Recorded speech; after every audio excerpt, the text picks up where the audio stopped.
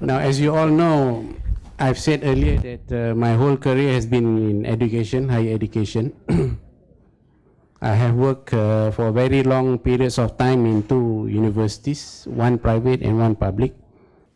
But before heading those two institutions, I was an academic. I started from the bottom. I didn't study in Malaysia. I went to the UK to get my degrees.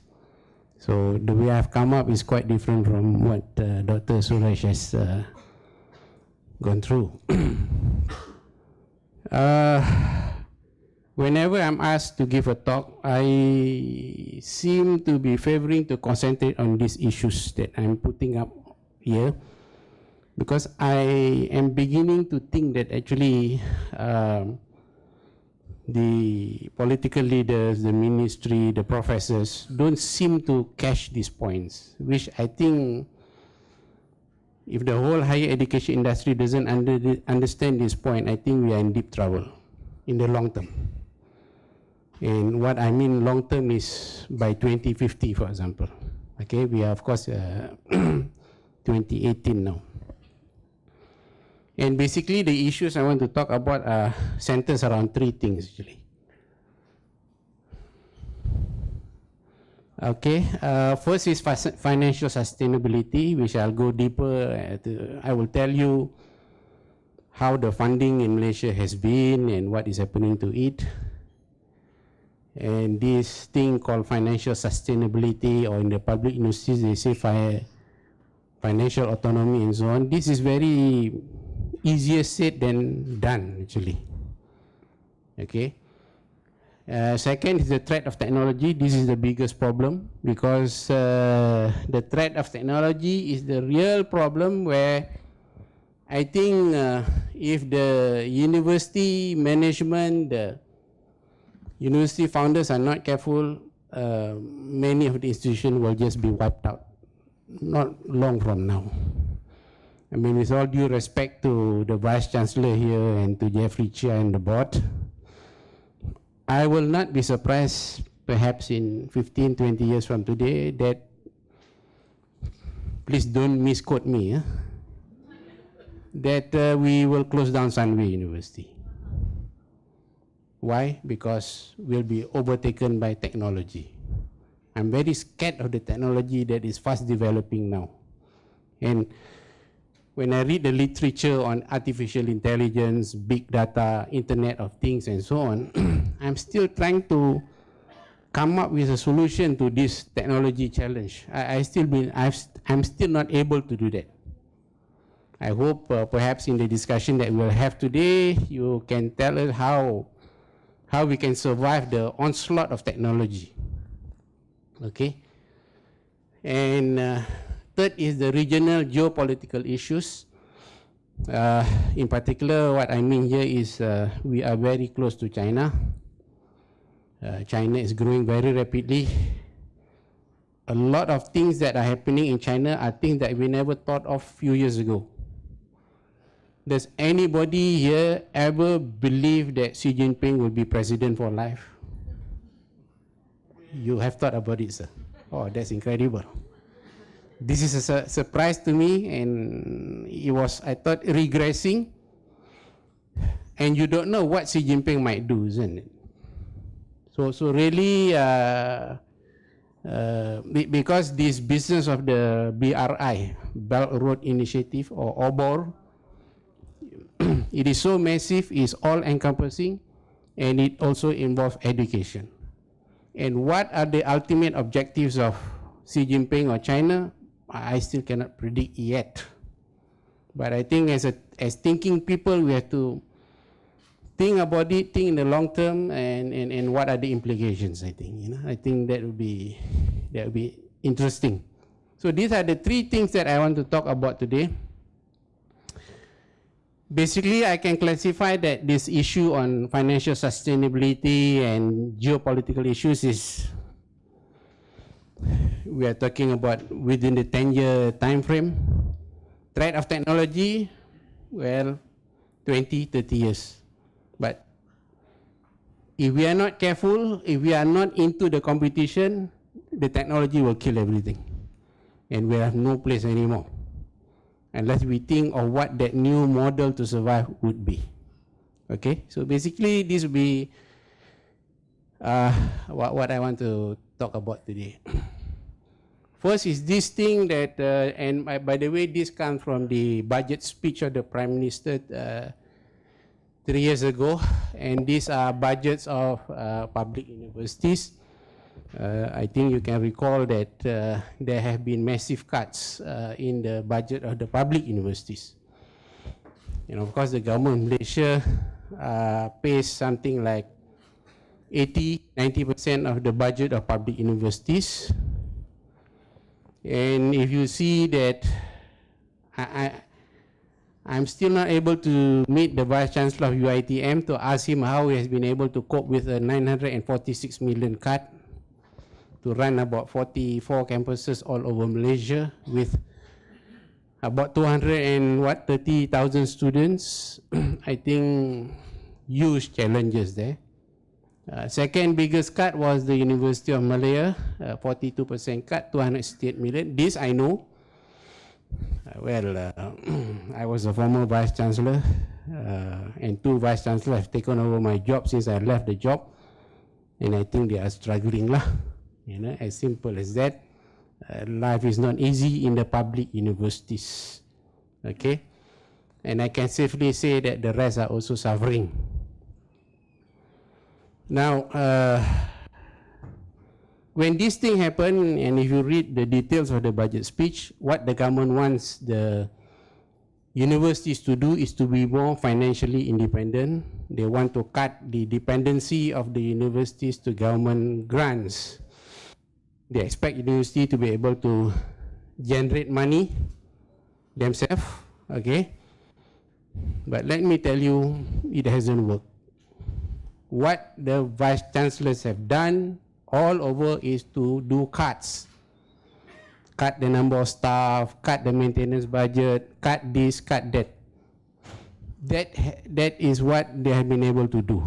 But they have not been able to create significant income generators, sustainable income generators, none. And when I think hard about this,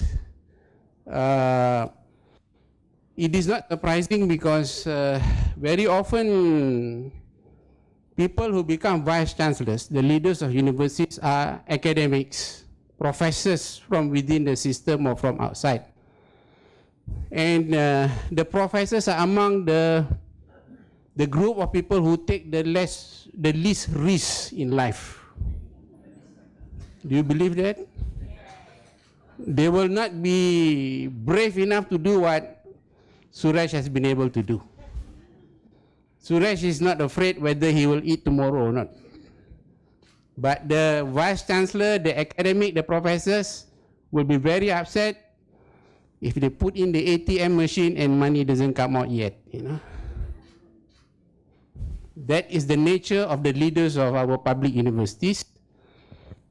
So in other words, we have not prepared the leaders of universities for this big challenge of creating new income sources, of developing financial sustainability. We have not.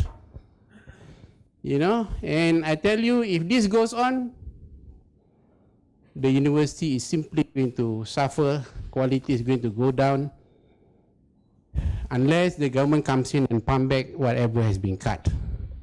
But if you ask me, will there be money again for the public universities and so on? Will there be a chance to go back to those 2014, 2013 budget? My answer is, that's a dream. It's long gone. I mean, sorry, I beg to differ with whatever ministry people say and so on. The good old days of abundance of money is already gone. It will not come back. Yet, those who are running the universities, the public universities, still has not seriously come up with any solution yet.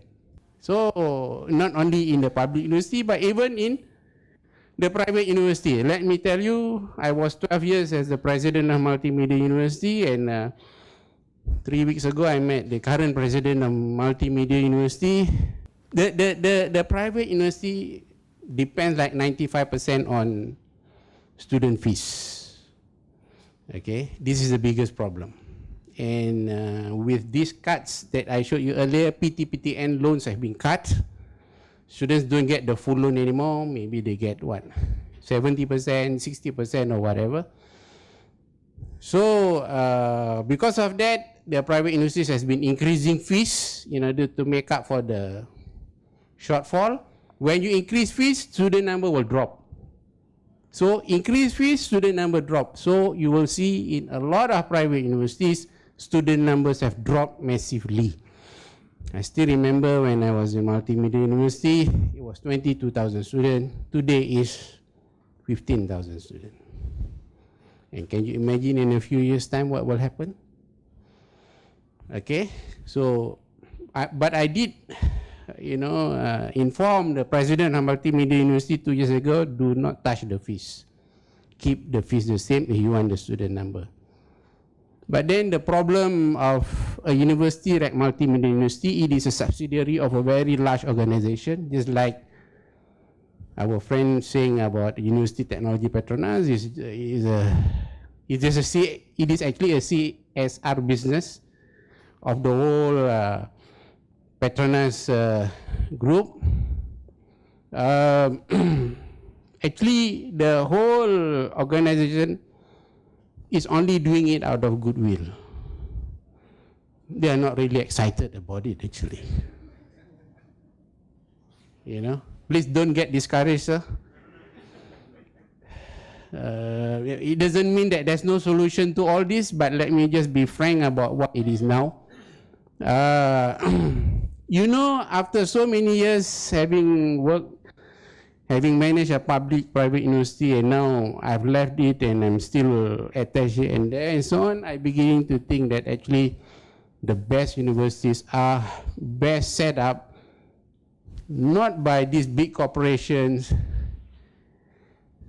not even by government, you see. The best people to set up universities are people who don't know what to do with their money, you see.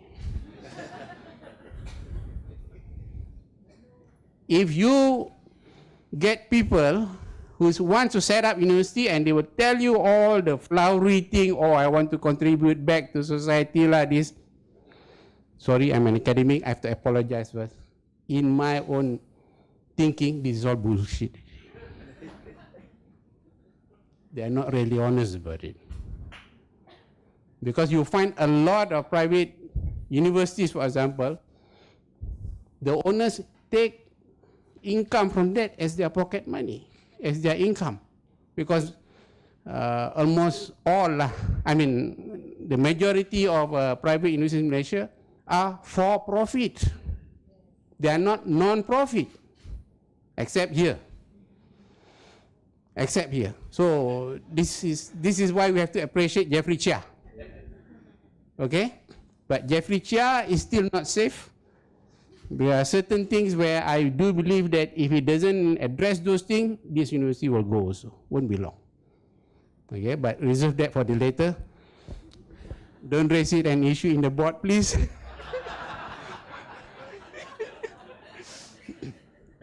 So, ladies and gentlemen, there are problems with the public university, there are problems with the private university, for sure. In fact, in comparison, the problems in the private universities are even worse now. There are so many private universities for sale. And I get people ringing me, Prof, do you know any university up for sale? I say, come to my office. I would not tell you over the phone. There are, and some, the price are going down. So the owners may tell you initially, well, you can take everything, license costs 200 million. You ask them 3 months later, well, maybe 150 should be okay lah. So of course, there is a difference between the public and private. The public university, the government must maintain it, cannot sell it. The University of Malaya must exist as a government university until forever, maybe. Because if the University of Malaya has to close down, there goes the government, I think. because there'll be big riots lah, you know. But interestingly, this is a digression. I saw this what the Pakatan Harapan has promised, you know, free public education. Did you see that? Wow. That's very nice challenge, isn't it? How do you remodel the public universities to be free of tuition fees? Isn't it? So that will be an exciting challenge to think how it can be done. I think it can be done provided certain things is done lah. So nevertheless, my friends, ladies and gentlemen, I want to start off by opening up and saying that there are huge challenges in the public and the private universities now.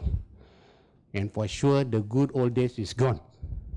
The public university must not try to dream, hey, you have cut 200 million, can I get that back? Doesn't work. It's not going to happen. Okay? Now, Datuk Sri Najib, the Prime Minister, this was in September 2015, has said it, and I think when he said this was, there was a ceremony in UPM where he said that, let's see how smart you are, help the finance ministry to find financial resources. And he said we have to assist the government to find financial resources in managing the universities. Basically, hey, find your money lah. Isn't it? Yet, the vice chancellors and so on doesn't have a clue on how to do it. And the public university has an especially more difficult problem trying to make money. Of course, I already told you that the vice chancellors are likely to be a 50, 60-year-old professor who has been, and when he becomes vice chancellor, he's still supervising PhD students and maybe teaching 1 hour a week. Maybe if you really analyze them, maybe they may have 1 or 2 houses that they have bought during their career, houses. And that's because in the old days when they bought the house 30 years ago, it was still cheap. But they never dream to build to buy a house now anymore, right? And their children also staying with them, some of them. These are these kind of people who has never set up a company, take risk, build a fortune, not like Suresh. And here the government is telling them, make money. Will it work? In fact, I would like to say those ministry people or even the Minister of Education, hey, you go and try and do it. Can you do it or not? Show us how to do it, right? But so far, I know, you know, people from the ministry or even the ministers have held so many talks about this. It's all theory. No real life application or example that. That's why I think the system is in trouble. Because who in the system, in the public university, is looking into this? Right? Okay, one. Secondly, the university board. You see, I was a vice chancellor for 5 years, so I was in the board for 5 years. Before I went to multimedia university, I was the deputy vice chancellor. I also attend the board meeting. Ooh.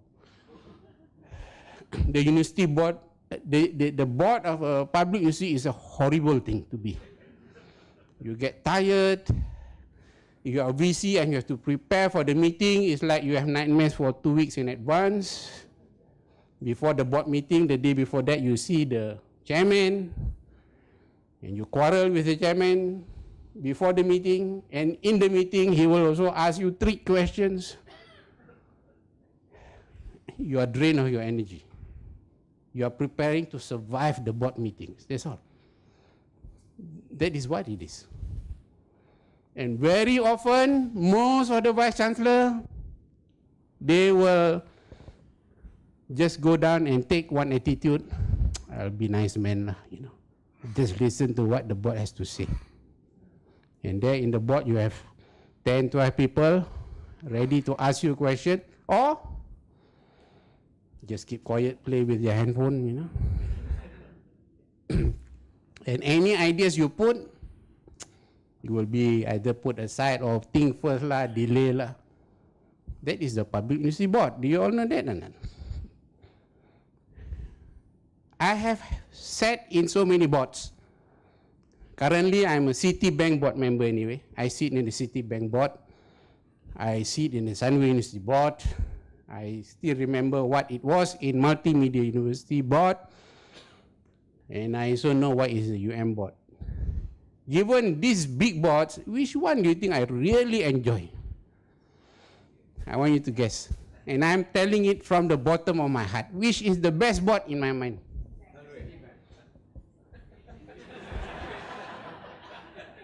Or you want me to ask the opposite? Which is the worst board?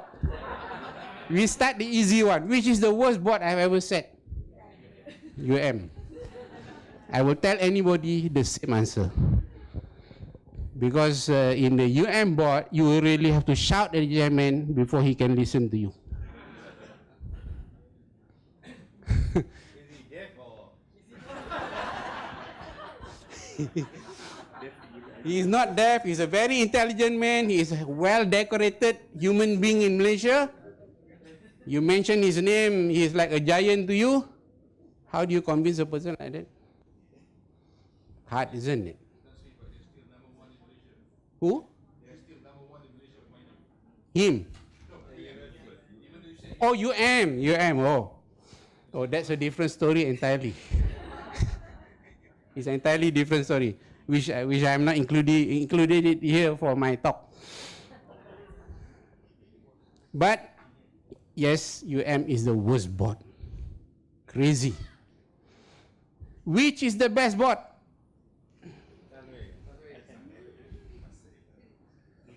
Sunway? Anybody else wants to?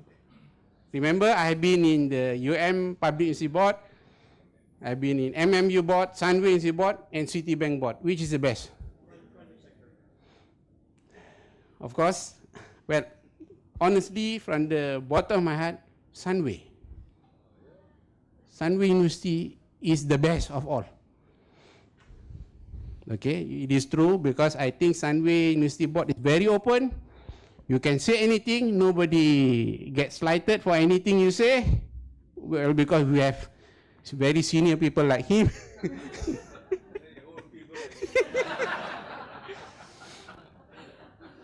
But it's nice and enjoyable. And the meetings are not too often, only 4 times a year. In UM, it's 6 times a year. But I must also qualify here something that the Sunway University Board is very enjoyable and so on. But in terms of professionalism, in terms of performance-oriented, is Citibank Board. Ooh, I don't want to be the CEO of Citibank. One mistake, one question you cannot answer, your bonus is affected. Because these are really professional. The chairman has run 7 Citibank all over the world. He has been in industry for 40 years, I think. So you cannot play the fool. You see, I feel a little out of place in Citibank. You know why? Because my whole life has been education. My background is engineering. And here Citibank is all about banking, finance, right? I know very little. And I don't know why I got into the board. You know. Really. When you look at the files, the nomenclature itself is about 10 pages. So, anyway, I'm surviving. Okay?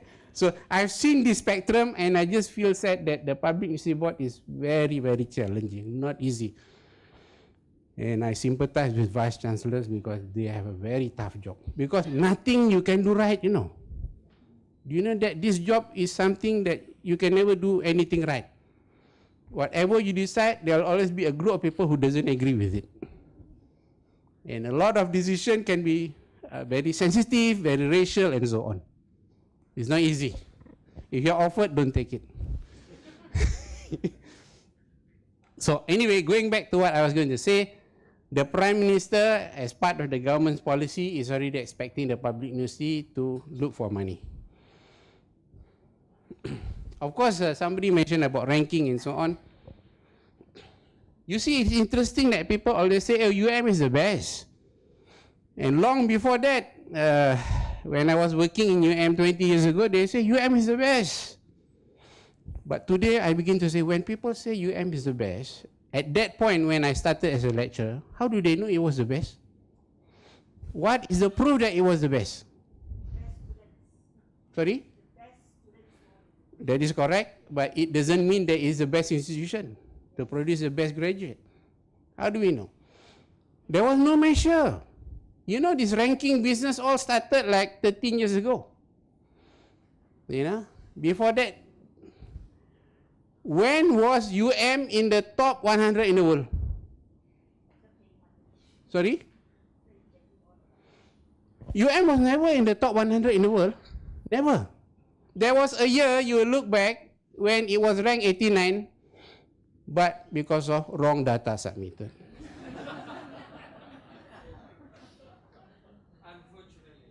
Unfortunately.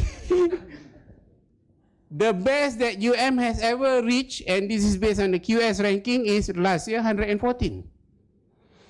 Yet, when I started as a young academic, people were talking UM is the best, or there's no proof. Okay, this is a fact. So anybody who claims UM was the best, there's no proof to it. You cannot substantiate. But of course,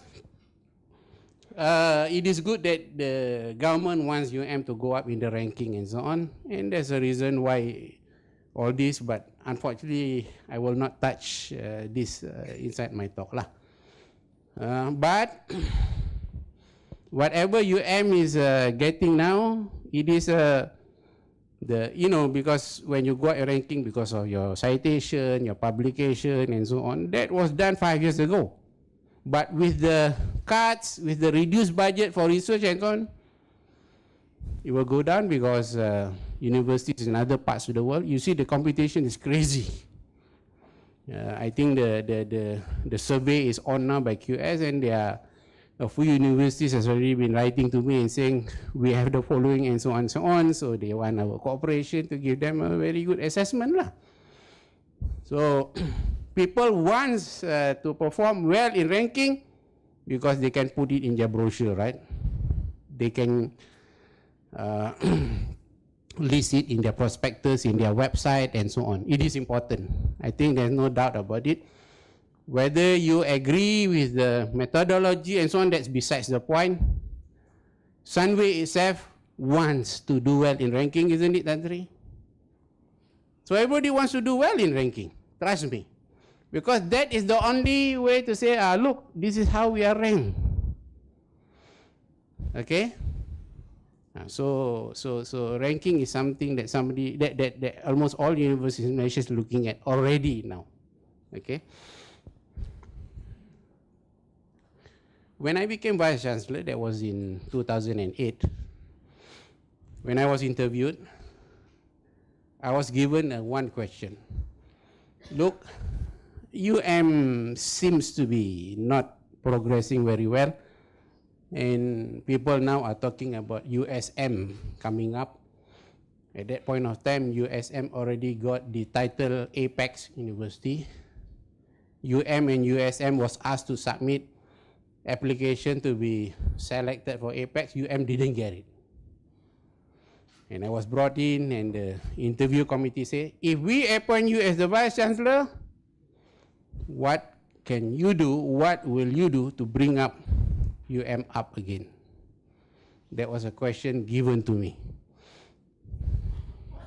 So I only concentrated on ranking. I told the whole committee, I said, give me 3 years and I bring it into the top 100, which never happened, by the way.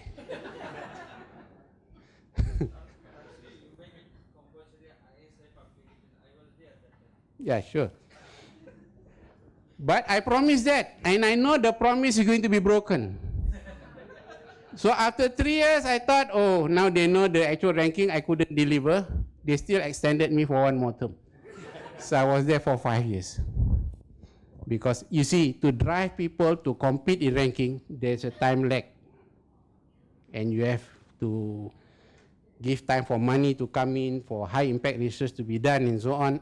But because of that promise, UM got a one-off budget of 590 million for research. UM got that money. Not only that, if we add up all the other money, like when I go to the minister, I tell him, sir, look, our equipment is 30 years old. The labs are all out of date. So when you frighten me, okay, how much do you need? At that time, money was plenty. So if I add up everything, I think easily got a total of R1 billion in total. But I did all this, promised the moon. At the end, got R1 billion. But I'm happy. I'm leaving with money at that point of time when people cannot do high impact research and so on. But I don't think the Vice Chancellor can ever go to the minister and threaten that anymore. It will not work because the secret has already found out. Okay. So the Vice Chancellor now has to think of new tricks lah, how to make the government give more money. Whether he will be able to do it, I don't know. But my fear is that that initial 590 million has been finished. There was supposed to be a new second round budget called High Impact Research 2, but they didn't get it lah. So this is the situation, and that's why ranking went up lah. But ranking is important, have no doubt about it. And of course, universities must be financially strong, they must be financially independent. The universities that depend 95%, 90%, 80% on student fees will not survive long. Trust me. Will never survive long. It is a matter of time. And in a slide that I will show you later, that the experts is predicting that in about 20 years, of the 4,000 higher educational institutions in the US, 2,000 will close down in 20 years' time. 2,000 universities will be closed down for various reasons, among which is financial. Because the cost of running a university is going up and up and up. So again, gentlemen, if you are dependent on the government if you are a public university vice chancellor asking for money all the time, you have to listen to them, right? So you don't really have any independence, Who said there's autonomy? No, not easy. Everything you have to ask them, then if you don't follow, they will tell you, look, we give you the money, you better listen. Okay? And for the private university, since you are so dependent on the fees, that's very dangerous. So private university's biggest challenge is to find ways how you don't have to keep increasing the student fees. Because student fees has been going up in the private institutions. Okay? Sorry. And in the US, this is an interesting graph. The college tuition fees has been going like that. You see, from 1978 to 2012. And this is inflation, the consumer price index. Okay?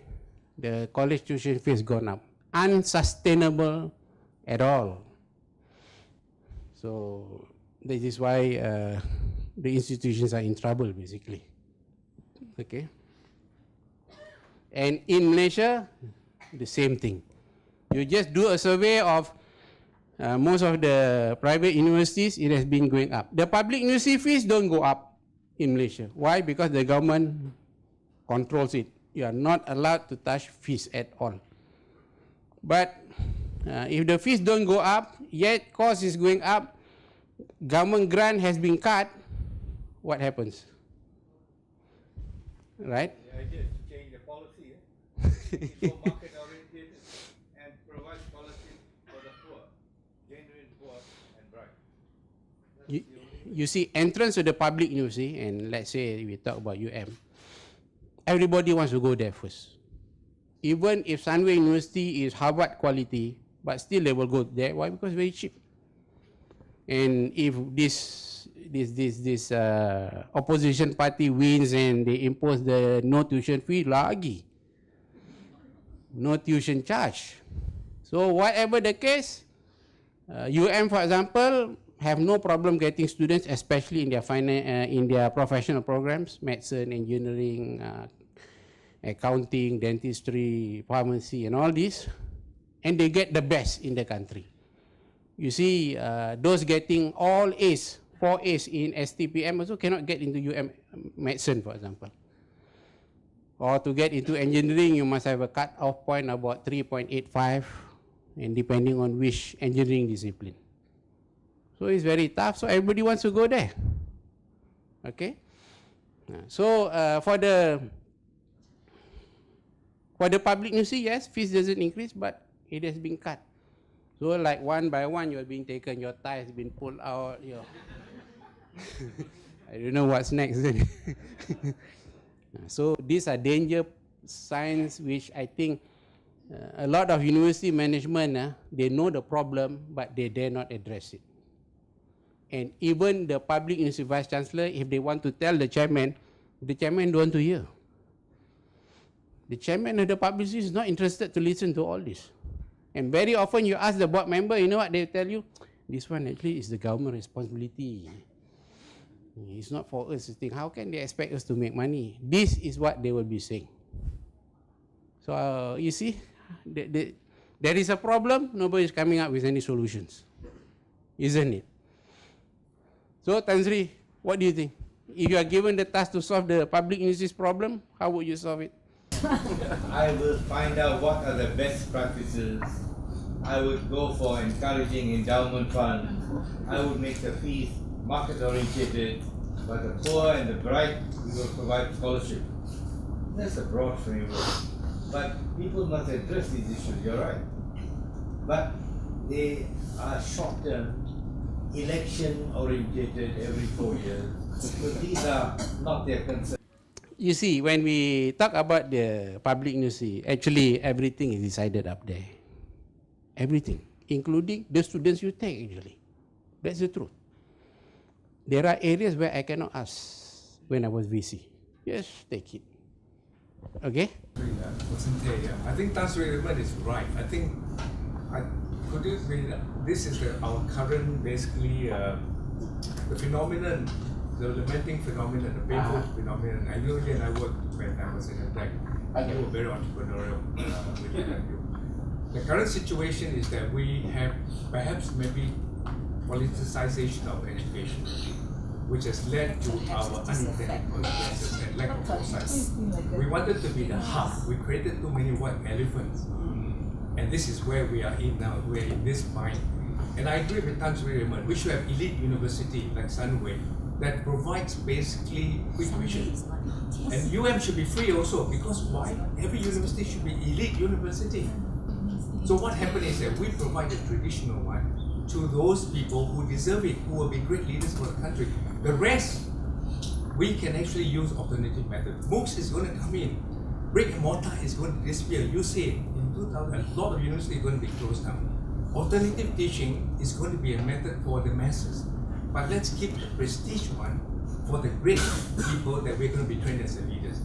And you know one more thing, that's really, the concept is that it should be free education. Today we have the technology to provide free education. We do not want to accelerate the problem we have. We have 250,000 unemployed graduates. Why accelerate the problem? Create more graduates which are not going to pay for it. Yes. You know, there are very logical solutions to these issues that we have been discussing. But the Vice Chancellor cannot do it. He cannot solve it. Nor does the chairman of the board will be brave enough to solve it. I still remember my chairman, his term as chairman is to be renewed every year. And of course, as Vice Chancellor, actually, you know that you can be removed as Vice Chancellor with 1 month notice only? Do you know that? But these are the challenges, these are the issues. We know what are the problems, what could be a possible solutions, but I don't know when we can really address these issues. That's it. Yeah. I mean, very, very alarming when you mention about this public university, right? Your slide shows that with the funding being cut, there goes the issue. Yeah. The so-called personality driving the position as VC or even the chairman. if I look at back the history, most of these people, like the chairman you mentioned, you quoted the chairman, these are the people from the government. They retired, heavily as a KSU or whatever section. They are guaranteed a place in these so-called places. That doesn't warrant them to actually create or contribute, because they are pretty much depending on all this kind of thing. But I think what the government needs to do, I think number one is political will.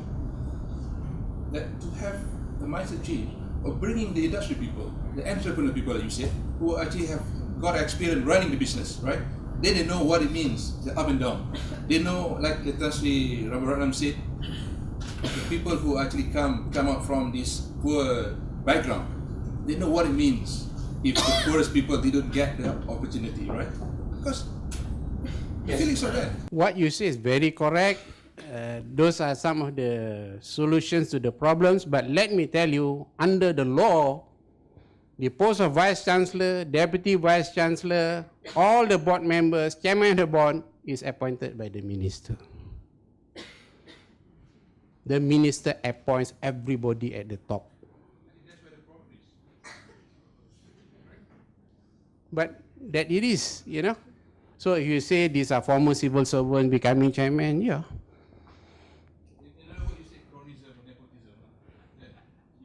I wouldn't say I'm not a crony of anybody. They made a mistake appointing me, but I survived 5 years. Do you know that UM has got 12 vice chancellors. There was only 3 vice chancellors who got more than 1 term. The rest all only 1 term or couldn't even finish a term. Do you know that? I'm one of 3 persons who has got more than 1 term. First was Unko Aziz, second was Abdullah Sanusi from Petronas, third was me. At the end of my first term, which was 3 years, I wasn't sure whether, but I toned down on some of my talks. When I got the appointment, I come back again. Anyway, that is a joke aside. Talking about alumni, endowment and so on, the fact is this about the public university. In Malaysia, people, the graduates, the alumni don't want to give money. I still remember an effort done by UM. UM has got 170 or 180,000 alumni. Send out letters to everybody asking them, like what some of the top universities do, just 10 ringgit also, okay, you can donate. The amount of money we spent on stamps was more than what we collected. Do you know that? Tan Sri, has anybody approached you for 10 ringgit for UM? I have given. Oh, you have given? Now I should have changed my mind. So this is the truth about the whole situation. I'm not giving any solutions yet. Why 50% of colleges in the US will fail by 2030? This is an article, futuristic speaker, and this person wrote the following the following reasons why universities will fail, and 2030 is very, very close. 22 years from now, and this is the situation in the US, in the United States. You see, because the US, the student debt is one of the highest in the world. It runs into trillions now. Graduates coming out of the system and so on is in heavy debt. And the same thing is happening in Malaysia too. So money is one of the biggest problems. Overhead costs too high, and so on and so on. Of course, I will be touching on online education, credentialing, and so on. But please remember the fact that this is not a problem unique to Malaysia.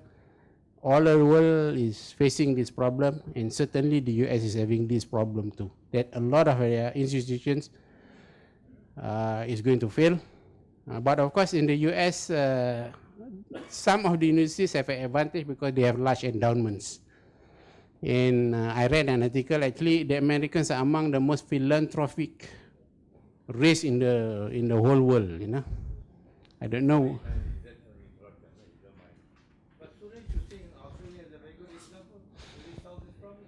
Australia is facing the same problem. Tuition fees keeps increasing. No doubt about it. We must see in perspective. Otherwise you say one country is terrible, the other countries are great. I mean, we all having the same problem. Question is, how do we address it? How soon? Which I will explain in a minute, I want to frighten you first. Okay. But please accept the fact that if we don't do anything, if we just go on as it is, and if we are just too fee dependent, that's it. We won't last very long. And the ever increasing tuition costs, what the university authorities will always say is because the cost has gone up, the public, the money from the government has been cut, and so on and so on. But the fact is, when you actually work out in real terms with the inflation discounted figures, the US military budget has grown 1.8 times from the 1960s, but the higher education budget has grown 10 times actually. But nevertheless, actually, the US is spending a lot of money on education, more than what they are putting into the military budget, And the truth about the rising costs, I think this is interesting, and this is the core of the matter. It is this line here. Because research done by one professor in California Polytechnic University between 1975 to 2008, the number of academics grew from 11,614 to 12,019, whereas the administrators grew from 3,008 to 12,000. So a lot of money is gone into the administration of university, into the salaries of additional admin staff and so on. The number of academics has grown very little, but the number of administrators has increased significantly, and which is actually doesn't sound right, isn't it? And if you have been working in a university system, why do you think the number has grown so fast, the admin numbers? Anybody like to explain why?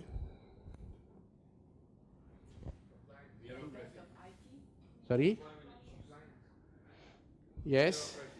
Bureaucracy. Any other reason? I think it's because of legislation such as diversity, inclusion, gender equality, and all Those issues, Student numbers are increasing day by day. So because of the larger. Actually, strictly speaking, if you say student numbers are increasing, this must increase because there's a student-staff ratio. But it has grown very little in that so many years. But it's the admin that has gone up. Well, partly yes, that is correct. But then it cannot be like 4 times, 3 times. Actually, the real answer to this is quite simple. This I cannot too much to share. Actually, universities are slow in adopting new technology. Actually, that is the biggest problem, because a lot of university, since they have limited budget, they are always struggling to decide whether to use the budget for further automation and so on, as compared to, the shareholders' profit and so on. This is a balancing act which is very difficult actually. Because strictly speaking, with technology, with full automation and so on, you can get rid of a lot of stuff, right? But remember, soon we will be going into slides on AI and so on. It will actually tackle this problem, because I will show you in a minute that with artificial intelligence, with augmented virtual reality and so on, even the professors will lose their job, by the way. It's good news, isn't it? Okay? We don't need as many professors anymore. Okay? So if we can cut the professors, we can cut the admin staff, right? Because whatever humans are doing, the AI can do the same or even better. Because AI is incredible. It is being used in so many things, right? If you are lonely, you don't have a wife, there are robotic wives, isn't it? And some people seem to find satisfaction in that more than the actual wife. Have you seen the robots doing surgery, taking human blood? Have you seen robots driving the car, parking the car? And what is it? Teaching accounting, teaching engineering. They can do better. So whoever the academics are in this room, please be forewarned. You all are going to lose your jobs anyway. Even the specialists, the doctors, are going to lose their job also anyway. Okay, before we go to the technology part, let's talk about endowment. You see, in Malaysia, in the public and in the private universities has not really understood what is endowment, how do we grow the endowment and so on. When we talk about endowment, it is all about, hey, let's go to the company and ask for money. Or let us ask the alumni to give money. And the success rate is very, very low lah. I think a survey was done, it's like 0.1% lah. And only once in a blue moon you get some people donating money to the university. So this concept of endowment is very difficult in this country. Singapore does better a bit because in Singapore, NUS, NTU all, the Singapore government has a very interesting offer. Every single dollar you bring from an outside party, the government will give you $2. This is in Singapore. So there's really incentive to give to NUS, NTU and so on. But in Malaysia, none. Okay. Now, I want to come back to this issue about endowment. See, we cannot run away from the fact that we have to build a very big bank account and fill it up with money if we want to sustain any university. In other words, the concept of Harvard, Yale, Princeton is the way to go forward. We have to build up the university's kitty. The issue is how do we do it? If you say, will the Malaysian government give incentives like what NUS and so on getting? I don't think so. It's going to be tough. Companies giving money, tough. So how do we solve this problem? How do we solve this problem? And okay, I will explain to you that these things that people think that UM is very rich. Actually, UM is not rich. It has got large cash reserves, but those have been obtained in the 40s, 50s, 60s. Those are money given in terms of shares, stocks, and so on to UM, but all with specific mandate. I still remember like the engineering faculty got what is called the Straits Trading Fund from a company in Singapore. It has grown up the value to the like 300 to 400 million. But there is a specific mandate to it only to be used by engineering faculty, to be used to upgrade equipment and for teaching and learning. That's all, not even for research. So over the years, yeah, once in a while after 10 years you build a building lah, and that's only 50 million maybe. Still, if you add up the endowment UM, it's big money, but you cannot use them because ada mandate. Okay, the amount that UM can use is a small fraction of the total money, and that one is depleting.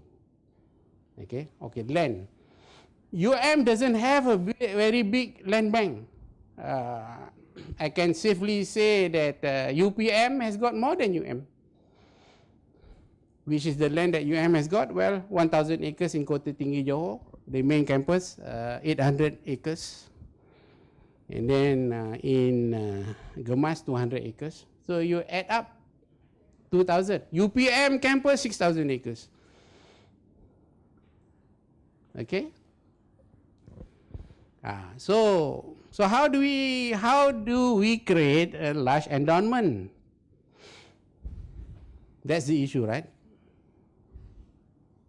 You solve this problem, you solve the public university's problem. But I do think also that the private university must do the same thing, create an endowment. And for that to happen, first of all the private university must follow like what Sunway has done. You create a foundation and make it non-profit, so that people do not hesitate to give money. Because if it is not, if it is for profit, people will be very reluctant to give. Okay, so Sunway has done the right thing. But the biggest challenge for Sunway, for it to survive another 100 years, is to build a large endowment fund to support Sunway activities. And that will be the biggest problem here.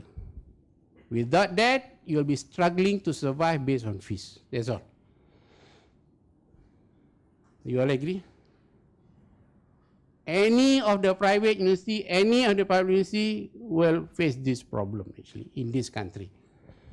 So really, I'm telling you, I'm telling Tan Sri here, the biggest thing that Sunway University can ever do is to leave, yes, academic work to the Vice Chancellor, compete in the ranking, but form a committee on how to grow the endowment. What are the businesses that can be done to generate income and to pump money there?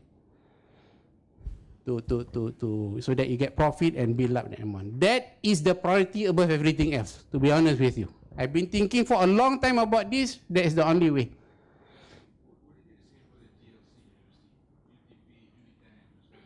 Okay, my answer is this. Actually, for Uni10, UTP, MMU and so on, the CEO, the chairman, the board is always looking at bottom line, because at the end of the day, whatever money you put, what is the return on shareholders? Because at the end of the day, the public who holds the telecom shares, Petronas shares, will be asking, you put this investment, what do we get back? Because it's a listed company, people hold shares. So by giving more money to that one, what do we get? And money is a scarce resource. I know Petronas is struggling. I don't think they have so much money to give away anymore. So also is Telecom. So also is Tenaga, by the way, even though they declare billions of dollars of profit, isn't it? You know, the CEO of Tenaga is my classmate, by the way. But I don't communicate with him because I don't want him to be implicated for anything. What I say.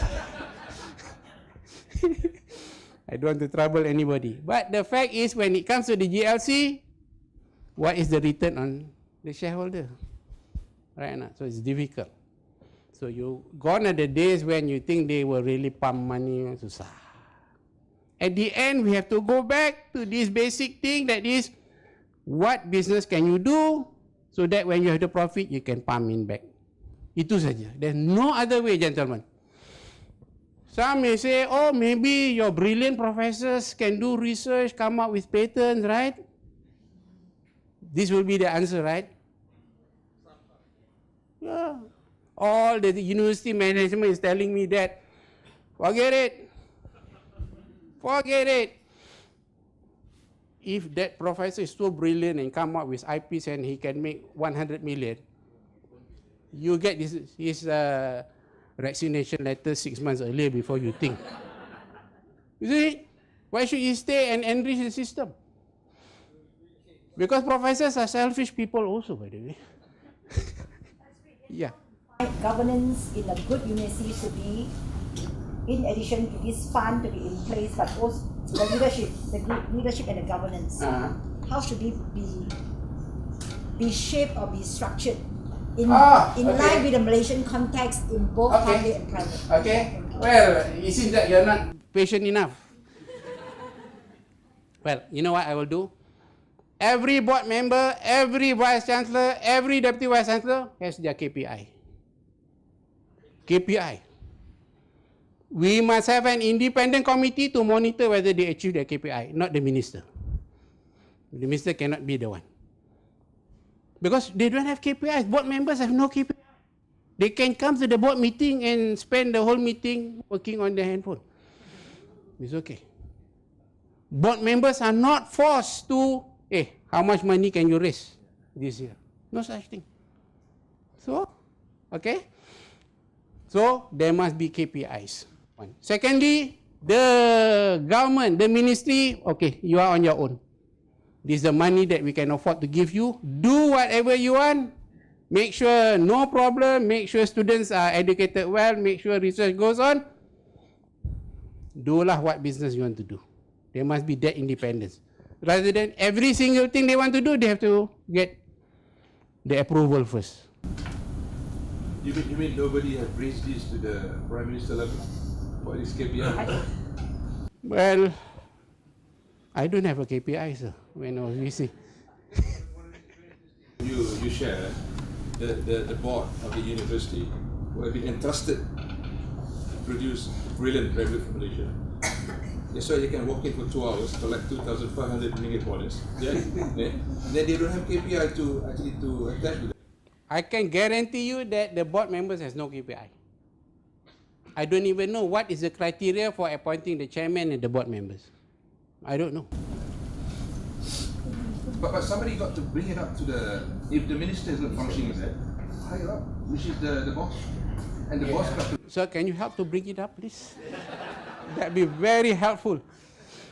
But under the current circumstances, I think too many things to think lah, kan, isn't it, at the moment. What about this big company, GLC and Giant? They have a corporate social responsibility as well. Yeah, you want to organize, they give you 10,000. Or once in the blue moon, okay, they will give you their equipment lah. You know, so like MMU last time, we have a very aggressive vice president, goes around, they have contacts, yeah? So they give their equipment. But it's not money. What the university needs now is money. And it seems that a lot of people don't have money, you know. Yeah, I think we are in a dilemma because how to build up an endowment when you are actually surviving from hand to mouth. Correct. Even operating costs you are not able to meet. So how to build up? Right? So Okay, Tan Sri, I'll answer this very quickly. First of all, is your university not for profit or for profit? not for profit. Great, number one. Please spread this word all around the country. Except 1 cent of allowance for my Good. So paradise is assured.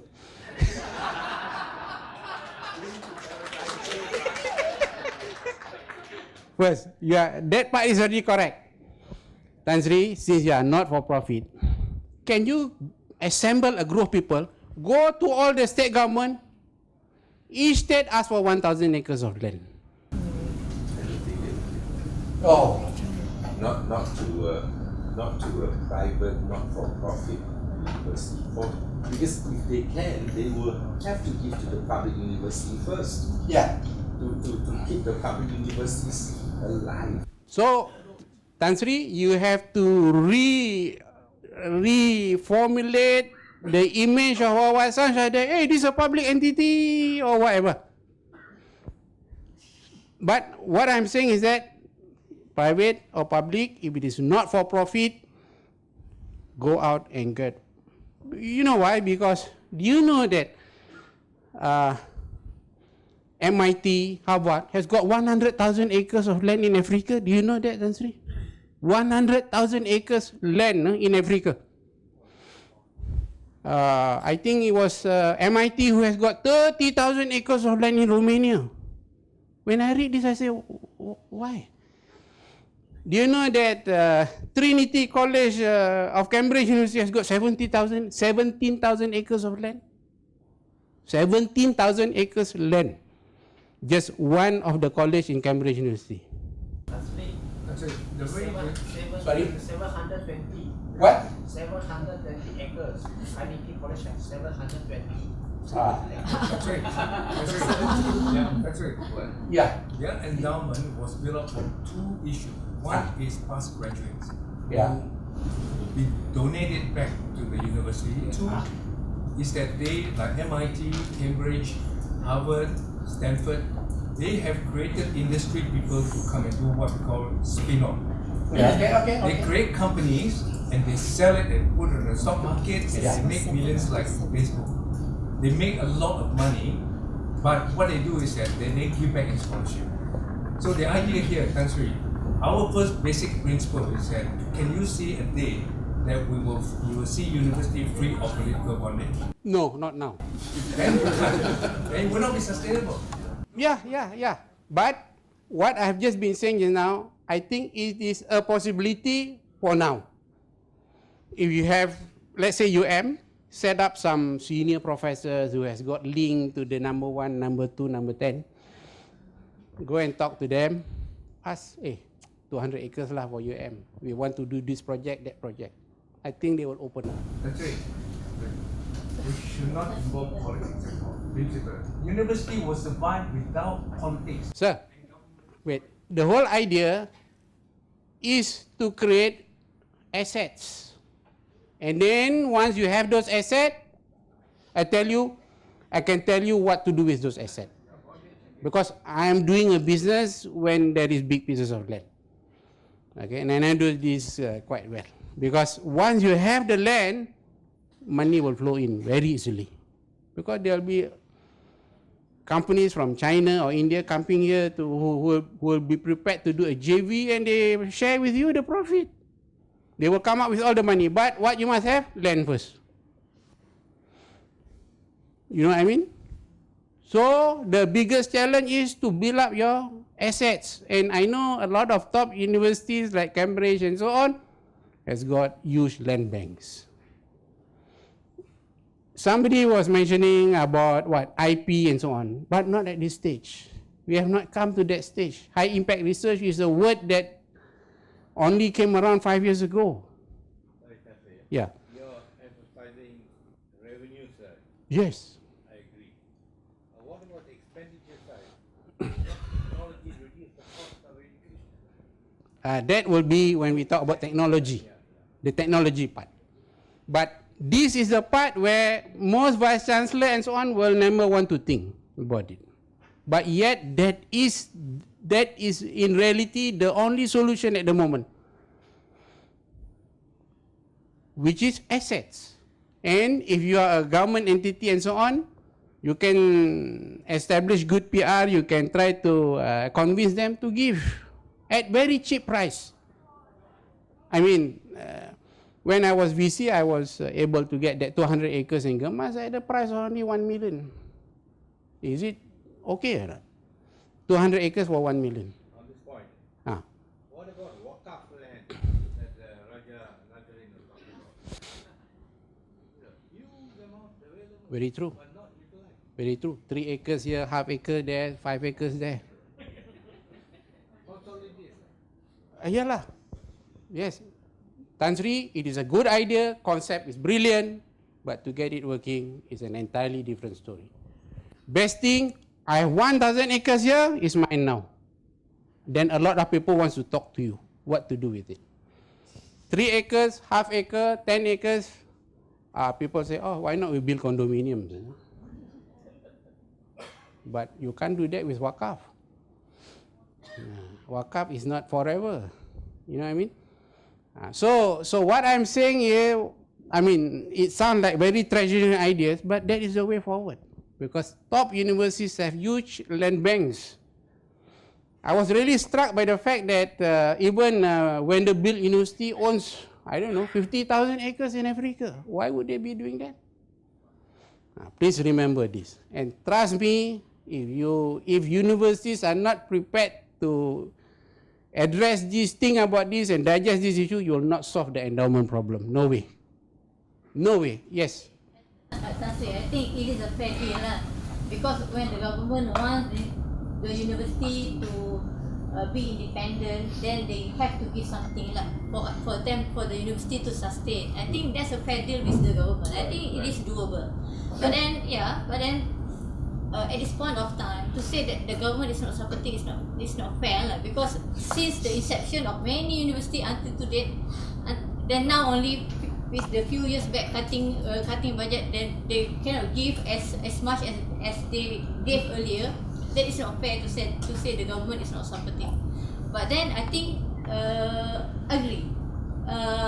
What you propose is a very good one because as a Malay proverb say that bagi punching then the university will sustain. So the endowment in form of land will be a good punching for the universities. Yes. Thank you, ma'am. You see, we are not saying the government is not supporting. Of course, the government is still supporting universities. Only that grant has been cut by 30%, 40%, so on.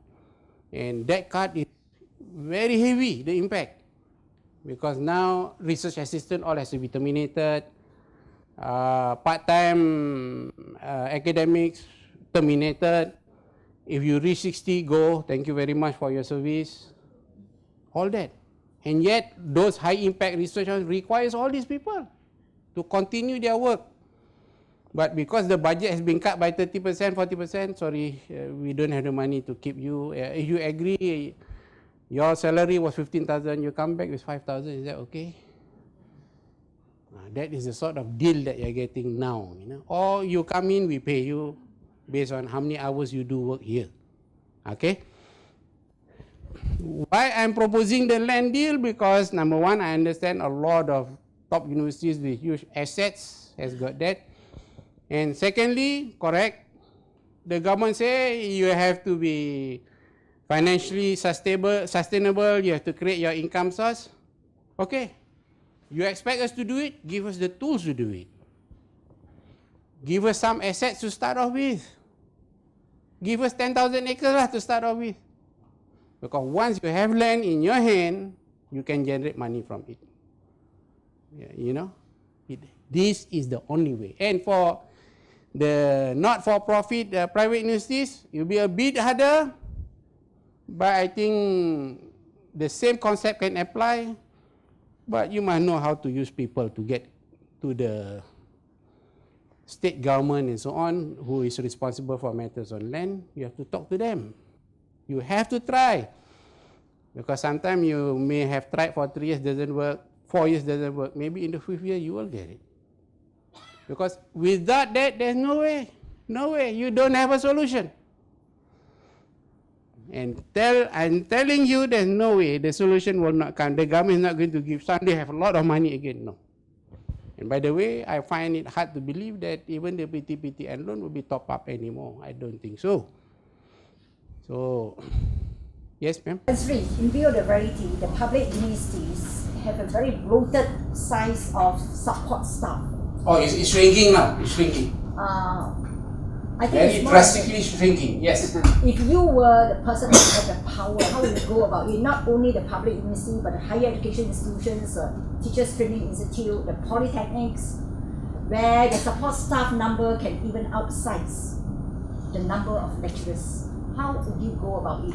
First of all, you need the political will. The minister say, cut. It has to be.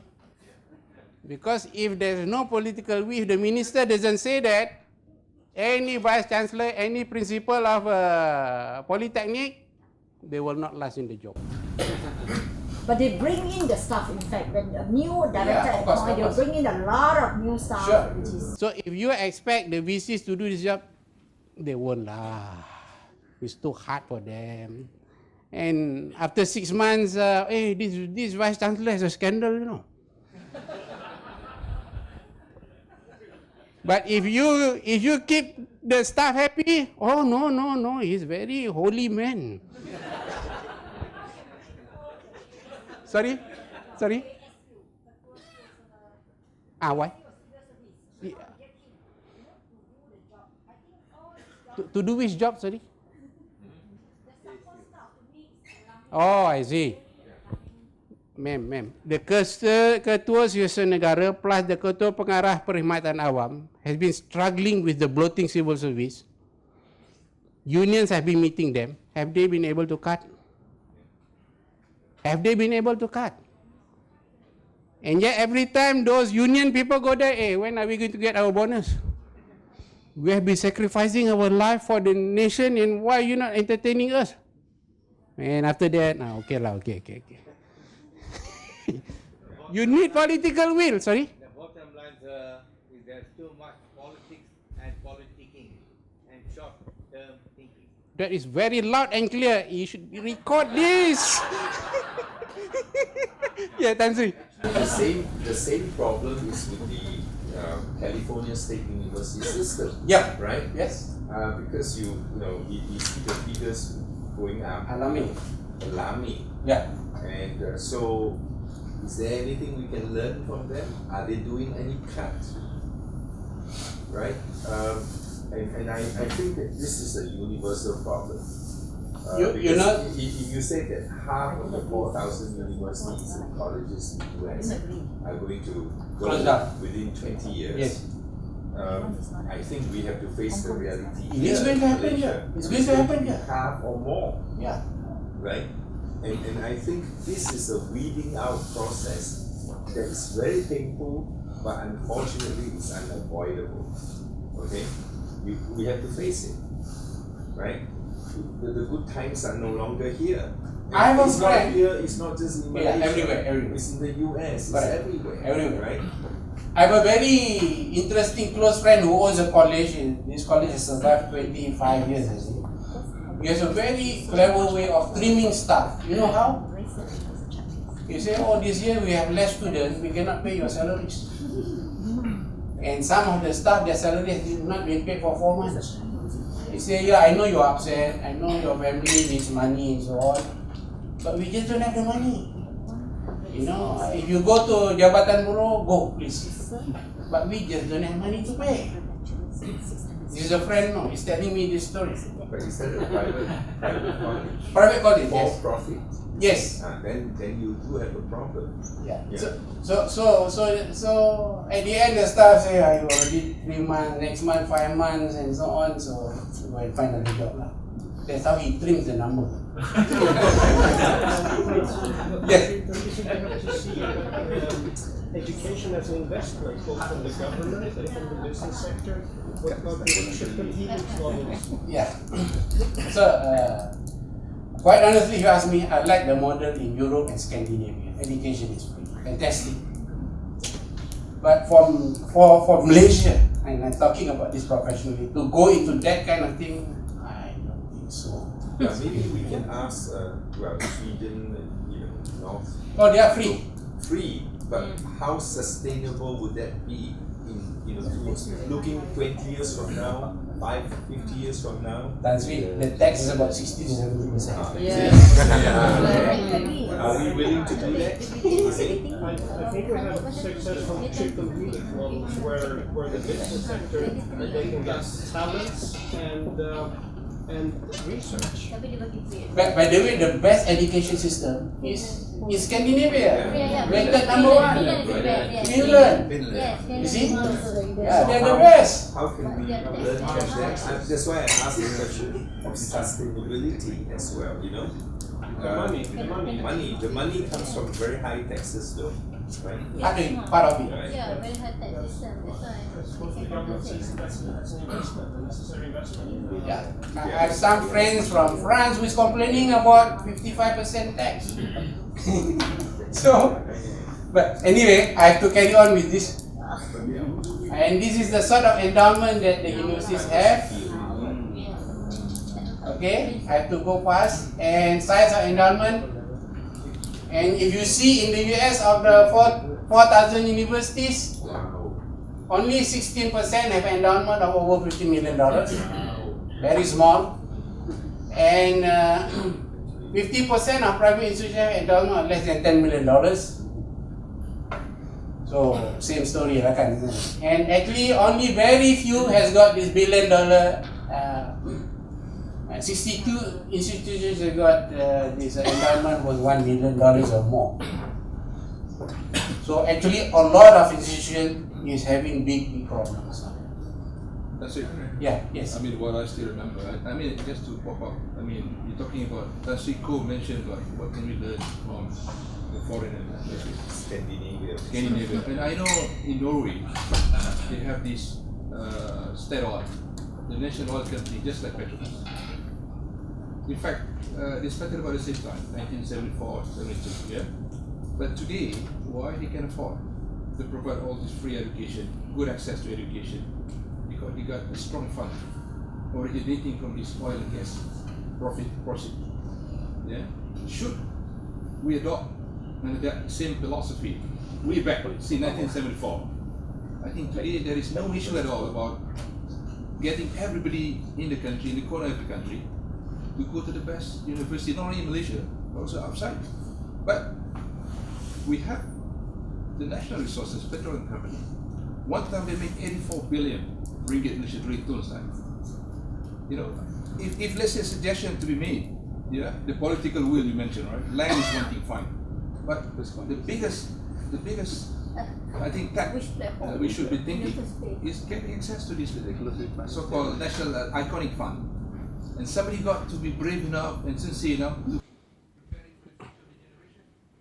So, if you ask me now, what is the best way forward? I think to try to convince the government of some of these things is going to be really tough. Sorry? Yeah. Yeah, it is tough to try to convince them of this and so on, and he will say this is education, hospitals need money lah, old folks home needs money lah. You are finished already. If anybody has a noble heart, if anybody wants to join Tan Sri Kosukun to paradise, take the initiative on your own. Don't wait anymore. Because the faster you do something about it, the better. And what is it? I really think, when I think about it, can solve all its financial problem by just getting 10,000 acres of land. Easily. And doesn't need any more, increase in the grant.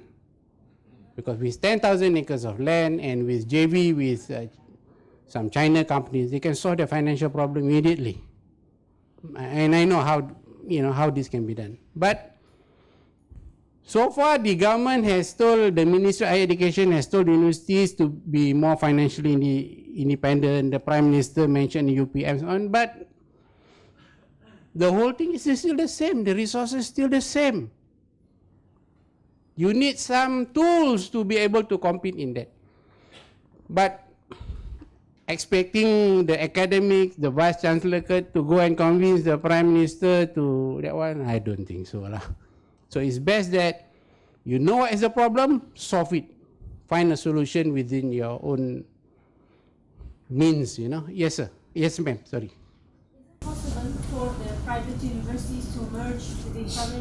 I'm working in the Embassy of Education and students, and there are so many students, they come to apply to lots of universities. Some of them I haven't even heard of. And I look at the ranking, and the ranking is pretty low.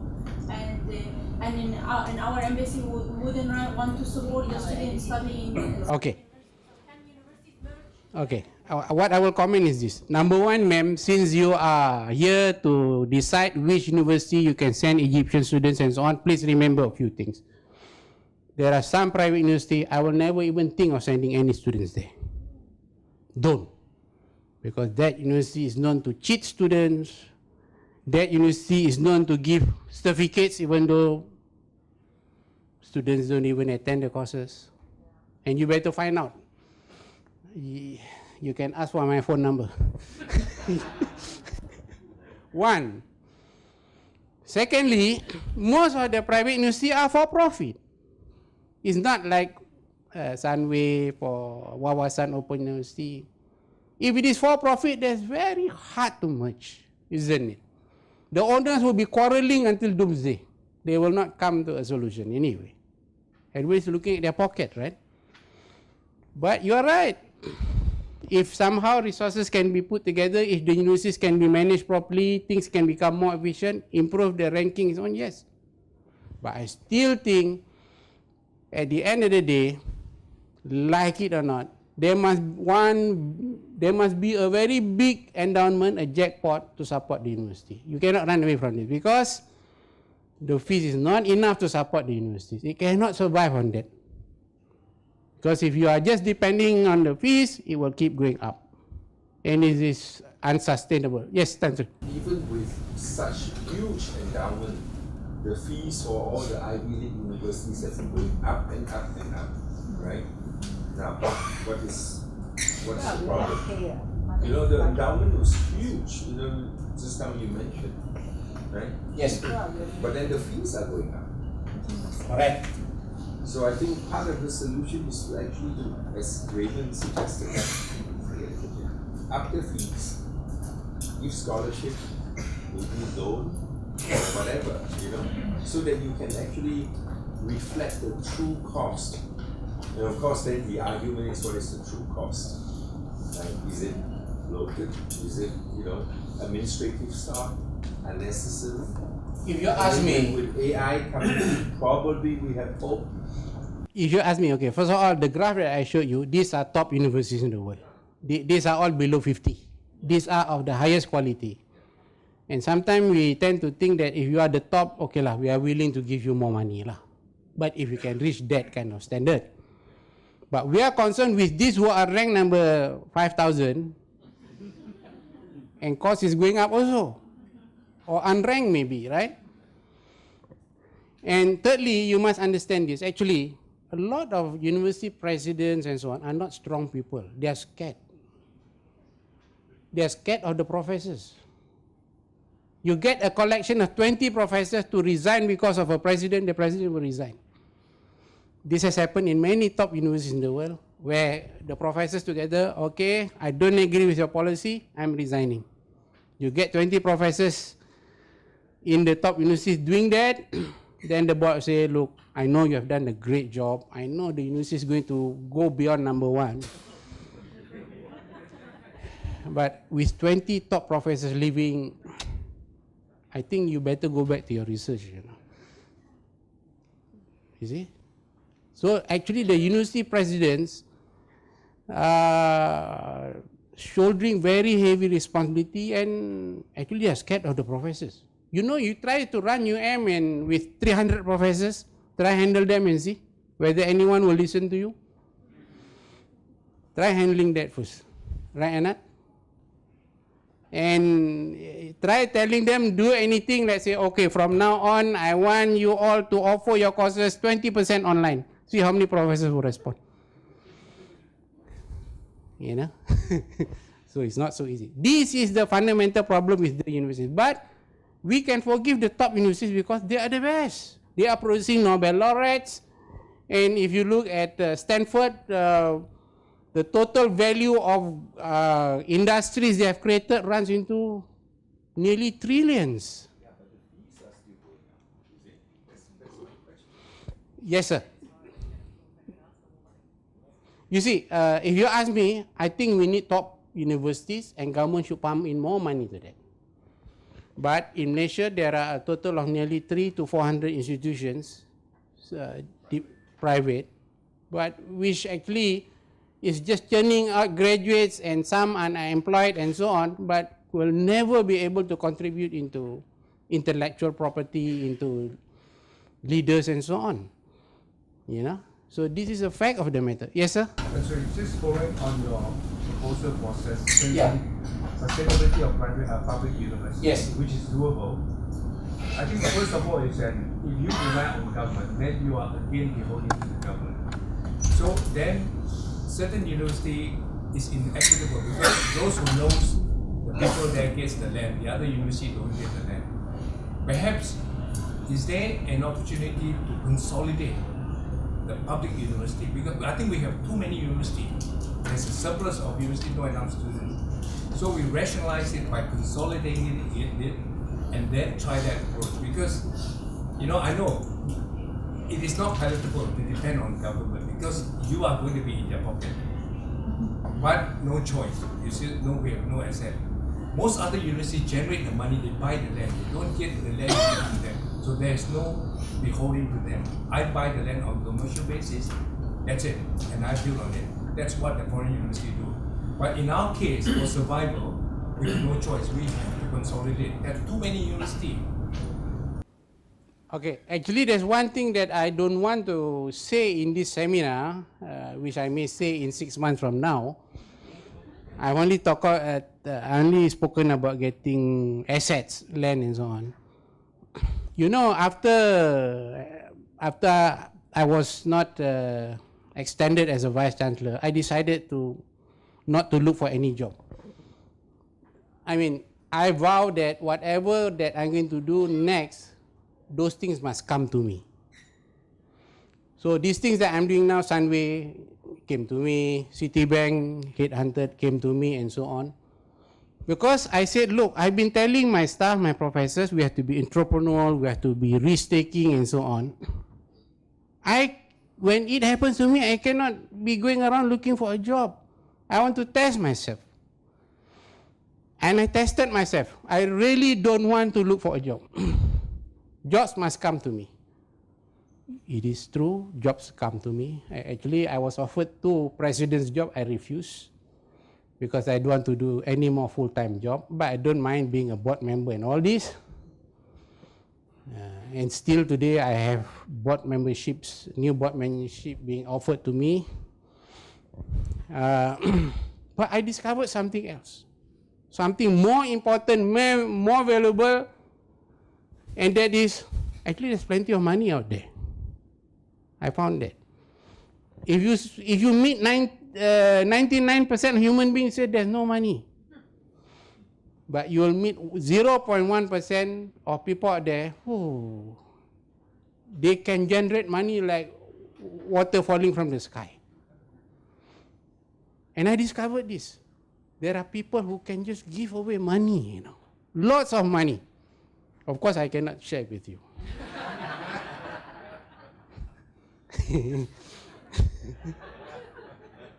Tan Sri Raymond must be wondering now. But I tell you, there are this very rare instance, very rare entity where if you strike, you set foot and you open their door, actually money is never an issue.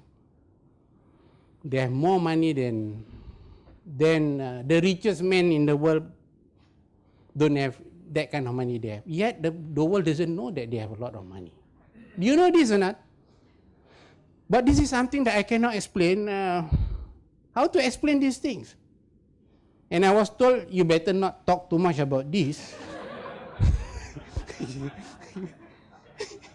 Because you create problems for yourself. I've been warned.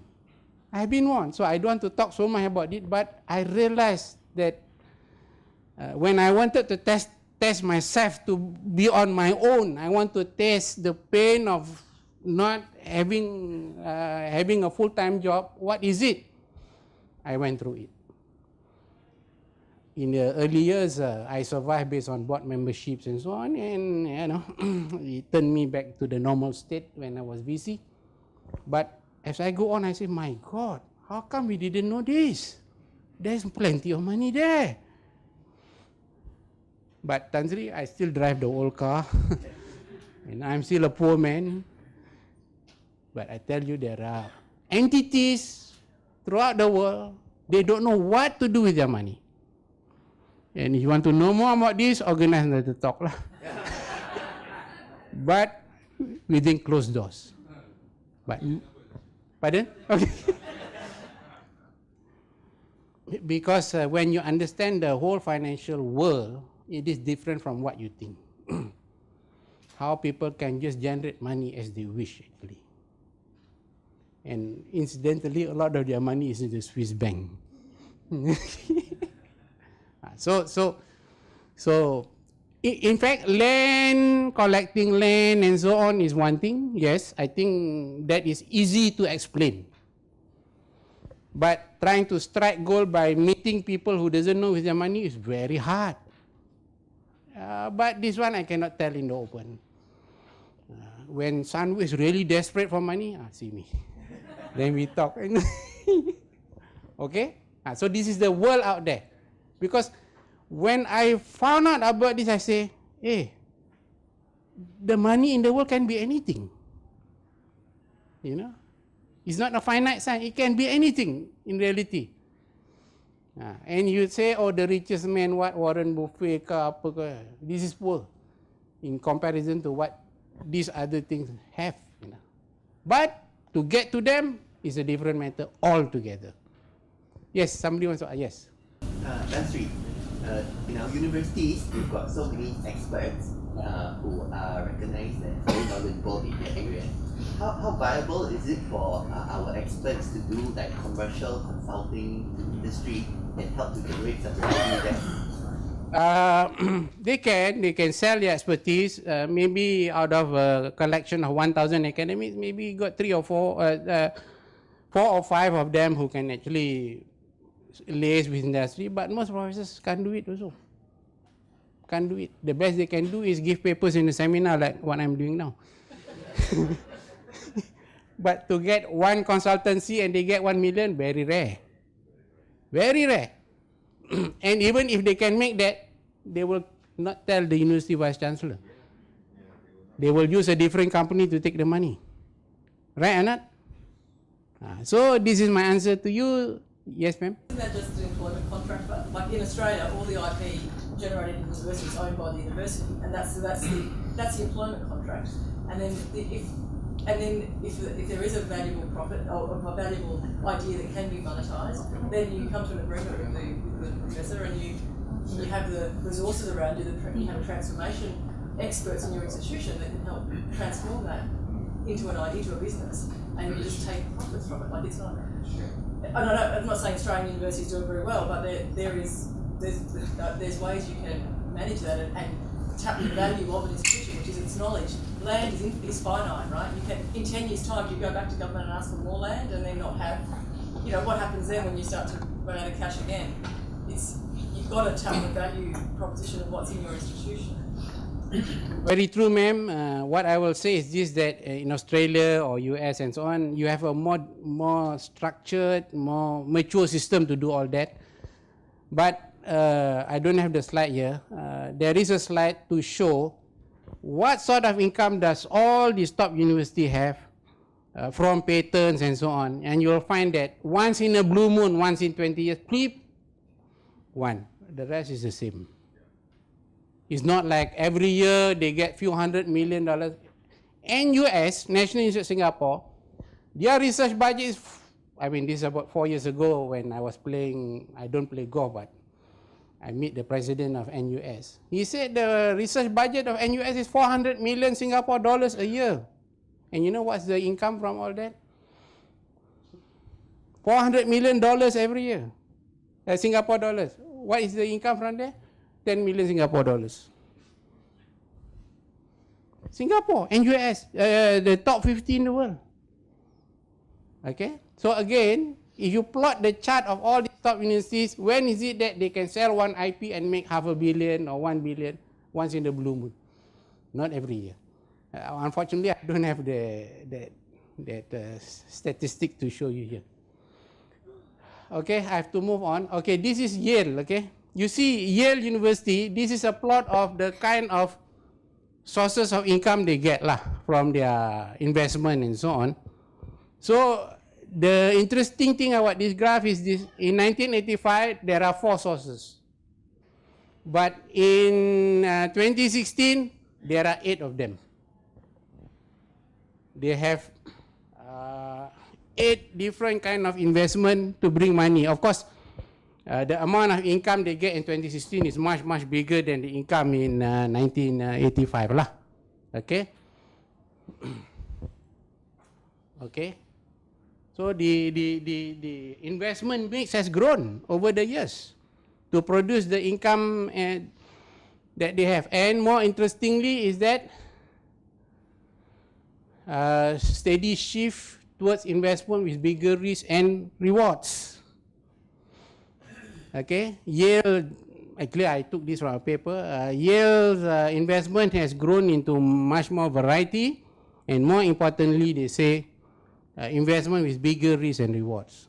So whether you like it or not, like Harvard, MIT, they have a team to manage their investment and so on, and this investment inadvertently will have to invest in areas where you have to take risks.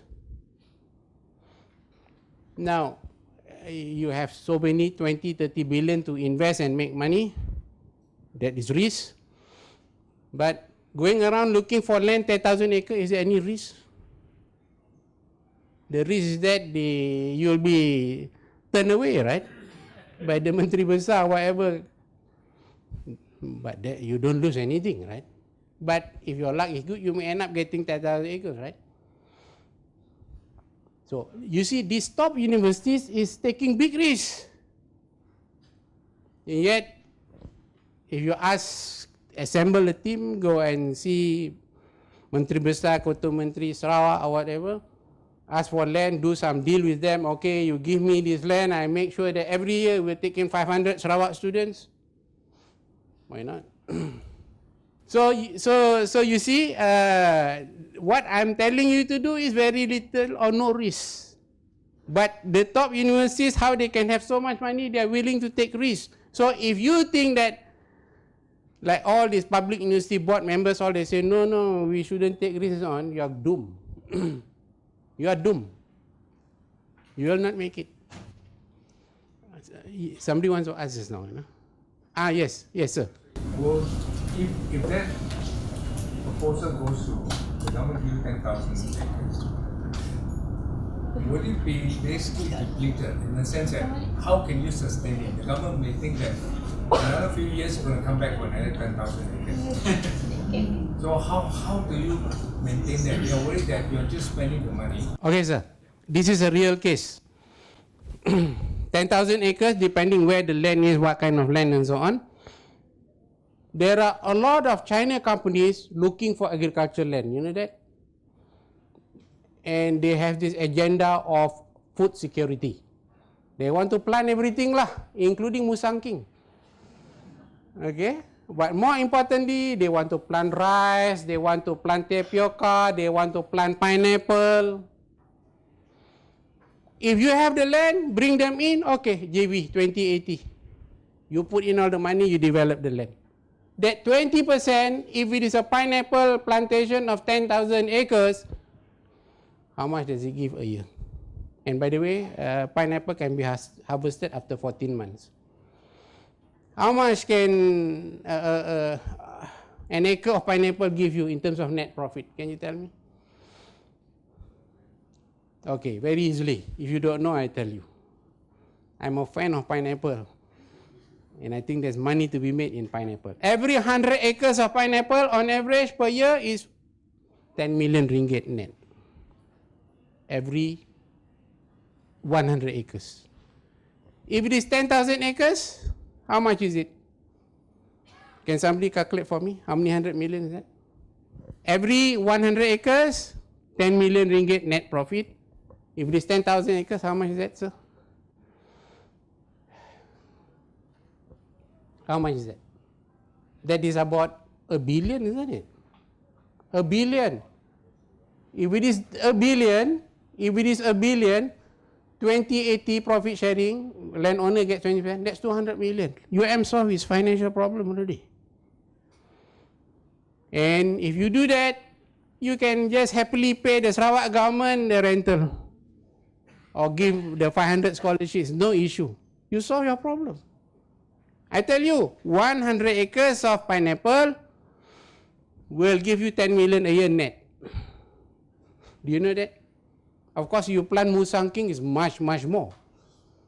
Every 3 acres is 1 million ringgit net. Musang king.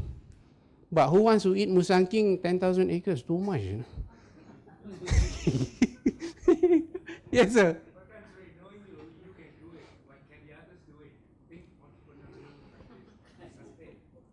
Sir, I vowed that I'm going to come back and help the universities, yes. Whether it's money from those very rare entities or from pineapple, that I can't tell you yet. I don't want to talk about it yet. But I want to come back and help because I want to prove the fact that, hey, if we tell the students to be entrepreneurial, if we tell the professor and scold them for not being entrepreneurial, you better do it first. If not, you are just talking theoretical. So I'm going to do that. Depending on what are my future topics, you know whether I've strike gold or not. Yes. I just want to jump in. I'm back to your time. The topic today, Malaysian University transformation beyond 2020. This question about producing the global talent, that one day Malaysia will have our own Nobel Prize winner. It doesn't matter in whatever sector. What does it take, from your view, as a former VC, for Malaysia to have one beyond 2030? I think the Malaysian Nobel laureate will be produced not in Malaysia. Why is that? where we have heard all the problems, you know. The system. China's Nobel laureates were all the first batch were all outside. US, yeah. All US. Yeah, France and so on. Yeah. So, But Japan only recently.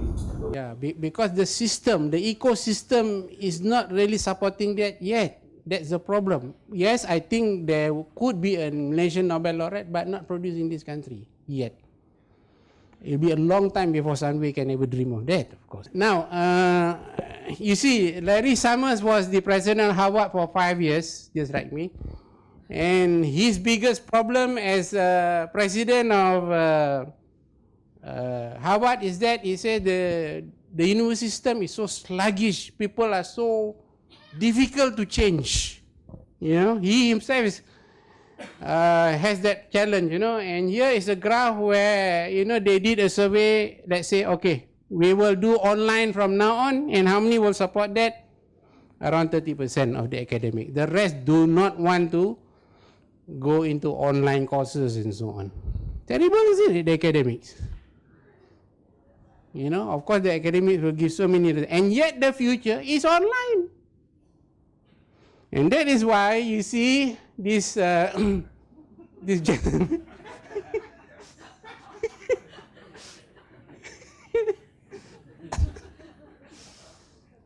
I think what he said is very true. Both Larry Summers and this particular professor is telling the truth about what the university system is all about.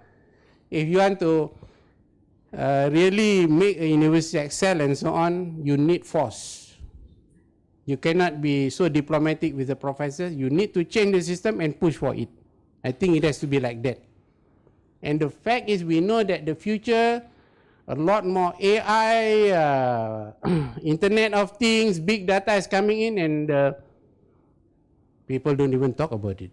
They do it as a research rather than how to save your system from extinction, you know. This is the problem. And you see, even in the top university, they are facing this problem, right?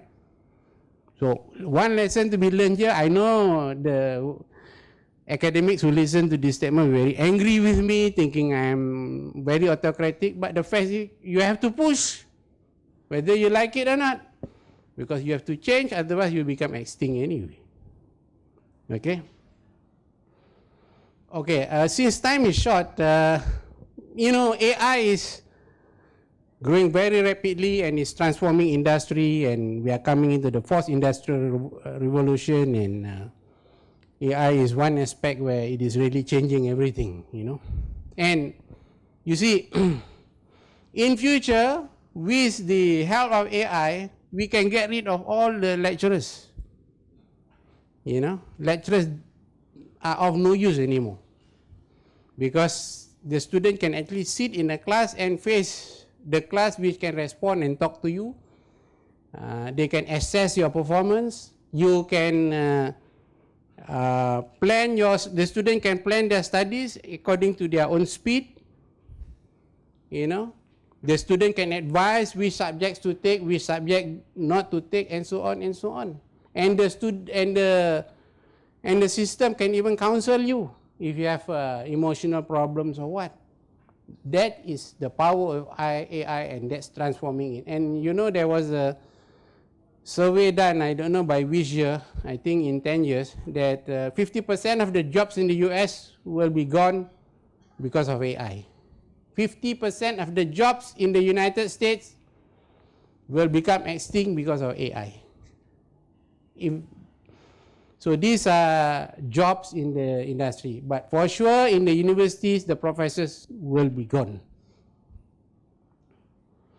Okay, so these are, you all can have my slides. I can email it to you and so on, you know, because time is short, I have to move faster. Another thing is big data, right? Big data is incredible because with massive unstructured data, it seems that you can derive so much knowledge from it. It can actually advise you on how to move forward with your business, how to train students better, and so on. So, and this technology is already at our doorstep. Okay. And another one is the Internet of Things. In future, everything is connected to the Internet. You know.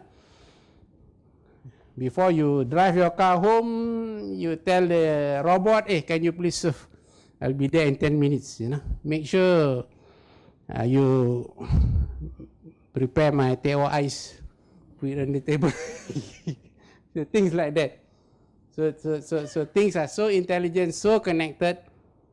Everything when connected to internet produces data, so that goes to big data. From big data, AI will process it for you. Incredible. These are some of the trends in education. MOOCs, Dr. Suresh was mentioning MOOCs. This is where the problem is going to be. Of course, now there's a consortium of I don't know how many universities as of the latest count. I think already 50, or something like that, where they are getting together to produce online courses. Now, what will happen? Okay, if universities, college level education be free for everyone, because we may reach a point where technology is so advanced that actually we can open up all the online courses to anyone in the world. Right? Let's say they have prepared thousands of courses. So you can register at Harvard University, who runs all these courses, and you go into the system, you want to get a degree from Harvard, the computer will tell you what are the courses to take, what are the courses to register, and this whole system, Harvard make it free of charge. Don't charge any fees. Okay, number one. Which means millions and millions of students are registered with Harvard. What will happen to Sunway? What will happen to Multimedia University? What will happen to It's the end. Because if I have a choice of getting a degree from Harvard and with a university from Tan Sri, you will go for Harvard degree first, right? Now you'll be wondering, okay, if 10 million people register for the courses in Harvard, how do they manage it? No problem. The system, the AI, they can assess the student that is registered under course, they can mark the assignment, they can so on and so on and so on. So the system process everything, no human interaction at all. If that day comes, this is end. The whole system is finished. But MOOCs aren't creating new knowledge. They're not social. They don't give students a social interaction that they want. They don't give them the opportunity to network and meet people and to be at the cutting edge of knowledge. They're just the internet gives us quite a bit of knowledge now, but it's not. That's one element of what we talked about. There's many more elements of what we talked about. You see, ma'am, there will gradually be a shift between the learning, teaching part with the rest of the time where you do other things to pick up your soft skills and so on. Definitely it will be like that. That is a very good question. You see the problem, if you look at this slide just now, you see here, applied in science, AI can autonomously create hypotheses, find unanticipated connection, reduce cost of gaining insights, and the ability to be predictive. What does this mean? Actually, in future, the system can do research for us.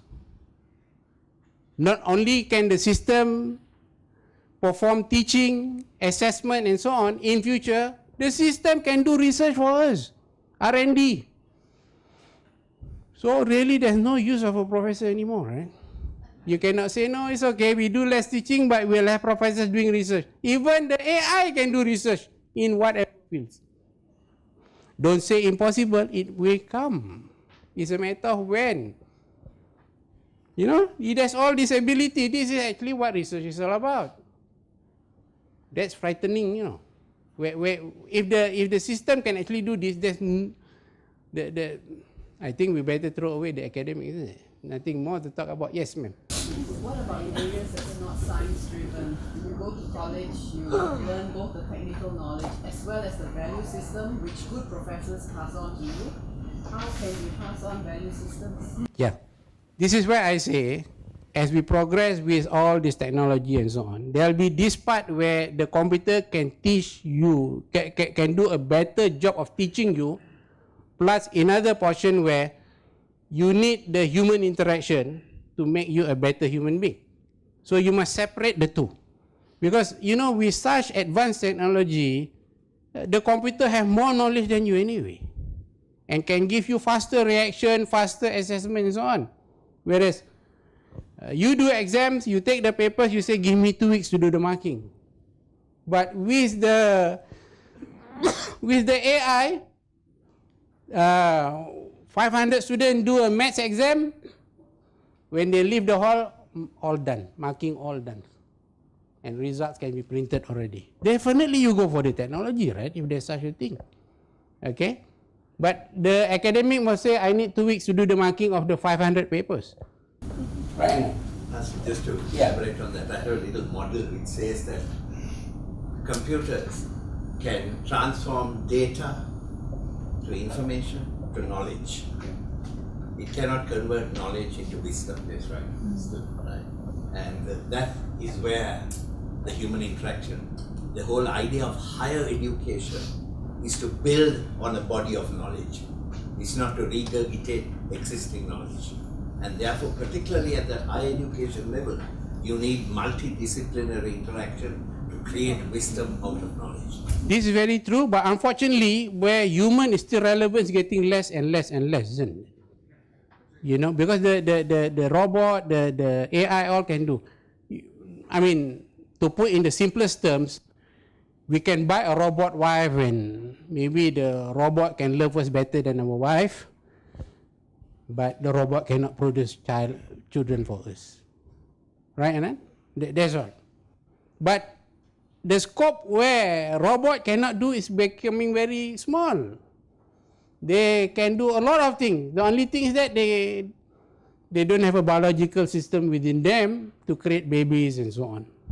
But basically what the professor can do even in research, they can do already now. That's very, very interesting. Yes, ma'am, doctor, yeah. But is the future that we want? We have to ask this question of ourselves. Do we really want this kind of generic mainstream, every question answer is the same, exactly the same, if the AI will do it? We want creativity, we want diversity, we want difference. I don't think this is the future that we want. Doctor, you are very right. We don't want this, but whatever you want, whatever you don't want, others want. And then others will advance the technology. And one day you find, hey, how come they are better than us? Then you follow them. Because things are advancing using technology. So yeah, you may think, how can we have this? You'll be left behind lah. When others exploit faster than you. Then at the end, they make money lah because they produce all this technology. Not everything is about money. Not everything is about money. Of course, not everything is about money, isn't it? Yeah, true. You are very true, doctor.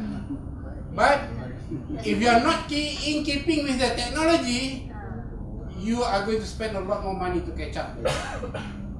If you are not in keeping with the technology. You have to draw the line somewhere.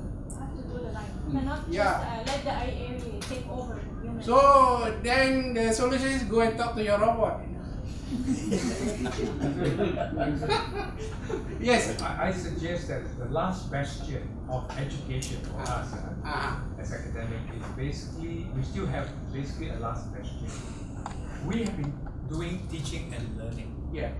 We have to be facilitator of thinking.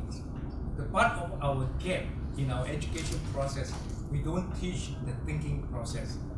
It should be basically teaching, thinking and learning, but we don't.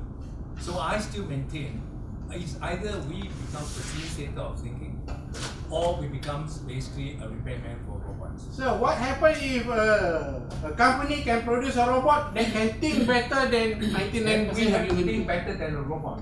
That's our survival. Yeah, but how many can think better than a robot? A lot of people can't even think. That's right. Because we have not been practicing thinking for over the years. And I'm afraid, like what he says, that what is it? That frog and parable, no? Don't try to convince me. It's just going to work. That is how we will survive, country. I see that as we must be the last bastion is that we must be the custodian of thinking. Of course, I agree with you. But how many percent of people can think like Einstein? How many people can think like Bill Gates? These are the one in a few 100 million. So how we can actually, with the technology coming up, right? I always have faith in human being. We will surpass. We will surpass if we know what is the thing, the right thing we do. So the problem is you get people who will build computers, who will build machines that can be programmed to think even better than a human. How do you cope with that? You know what I mean? That is the state where we are going to be in with this technology, with AI, with big data, with Internet of Things. You can produce a system, a machine, which can do better than 99.9% of human beings in thinking, in making a decision whether to invest or not, and so on. How? Human beings are our worst enemy, actually. But I think we have to beat singularity. We have to beat singularity, yeah. But what I'm saying is that this is today, but in 10 years, 20 years, 30 years, and so on, you'll find machines that will perform better in every aspect, where human beings will just surrender to the machine. There will be that very rare few who can still think better than the machine, but there's not much you can do anyway, isn't it? So remember, this is where we are getting to. Maybe that will be when it's the end of the world. Because humans is irrelevant already. Yes, sir. Yes, sir. I get the brief of your argument, but I think there's also this risk in learning and teaching when you use online. There's a risk for massive fraud. What do you think? Especially examinations. You see, we cannot deny the fact that whenever we develop systems and so on, there will be problems. But as you go along, you discover the problem, you improve it.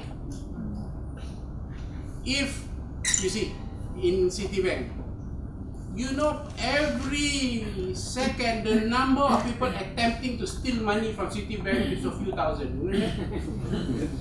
If you go to Singapore into the operation center, my God, every time you see like stars flowing, that is an attempted fraud, attempted cheating, attempted hacking. When you see everywhere lights, every single second there are attempts from anywhere in the world trying to steal Citibank's money. So this world will not be free from crooks, right? From people who want to fail the system. But of course we must keep on improving and catch the crooks. And it is becoming more difficult to become a thief. You know, to steal money from the bank. Not so easy. So technology is the one that's going to stop all these crooks anyway. But technology is the one that's going to frustrate most human beings because they have not been thinking since they were born, you know. So this is the situation we are coming in. So teaching, learning, research, why is it? There's nothing to the computer. So I really don't know whether we'll still be happy or not when those days come. I could go on. Okay. So just these are the important points to remember from this. Okay, education be free. So Harvard may be registering 10 million students. Yale will be, because these are in the consortium, Yale will have 15 million people all registered there. Residential college campus, you don't need, because you can take the course from Namibia, registered in Harvard, from Sabah, registered in Yale. Okay, so if you are not in that consortium, you are finished already. You are gone. Thousands of professors will lose their jobs. Good news or not good?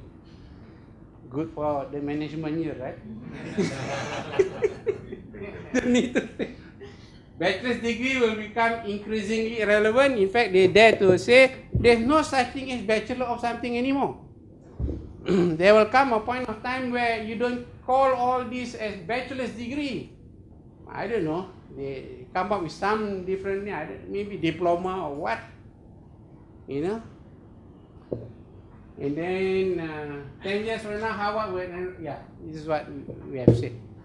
In a scenario like this, where you can be anywhere in the world and take courses from Harvard and so on, What is the future of Sunway University? If you are not in that consortium, because this whole thing, there is a consortium. It's just not one university producing all the courses, no. So what is the prospect? There's no need for a lecture theatre anymore. So they can sell Sunway, right? So Jeffrey Chia will not have any more university. Yes.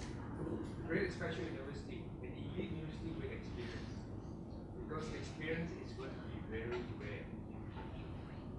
Sir, very good idea, very good thinking. I think the only university that will survive is if today they have money. Because like it or not, to get into all this, you need a lot of money. All the university we are talking about has money. Secondly, they already have a strategy on how to handle these challenges. And they already have in their mind what is the future of their teaching and learning. They must have that now already. They are thinking about it. They are not still doing the normal bachelor program teaching like no more. They already have all the advanced classrooms like what we showed the graph just now, augmented, virtual reality, all that. They already have a system where it's okay, you go off for 2 weeks, have your holiday in Bali, but at the same time at night you can study, you can do assessment, you can submit. All that, if you already have those things in place, if you have your academics already thinking like that, I think you may be able to survive. But the problem is 99% of universities will be caught with their pants down. And they are just trying to follow. Unfortunately, when you have universities that can register millions and millions of students, students will not register as a student in Sunway University anymore. Because it's too late. And the cost of trying to be part of the system will be a few hundred million. They don't even have the money. Because to get into all this, you have to spend a lot of money on strategy, on technology, on systems, and the thinkers and so on. It's not just, no. It's going to require a lot of money to be in sync with those who will one day say, okay, now I'm going to make all the courses free of charge. And I think none of the Malaysian university even realize this yet. I don't think so. Yes, sir. You want to say something? Yes, sir. Another aim of education is to democratize education, so some people say. But it has also been said about this democracy that only people who are technologically savvy, the countries with broadband facilities and all that will benefit. Yet, the idea of therefore the idea of spreading education to the far corners, every corner of the world, will not be successful with this technology. Unless, of course, the infrastructure modernization can also take place. Sir, you are right. All countries in the world now is asking for better high-speed internet, right? Looking for better connectivity, right? They want to have all the means of communication. Handphones are becoming, the smartphone is getting better and better and better. We can argue we don't want this kind of learning and one. But when you're talking like that, you are actually 10 years behind those group of people who are thinking about technology, of advancing the strategy. You are 10 years behind, really. You are immaterial. Because those at the front, those who have been investing money, like they say, why must this is so very powerful brand? Because they think of what 10 years from now people want to be driving. Ahead of time.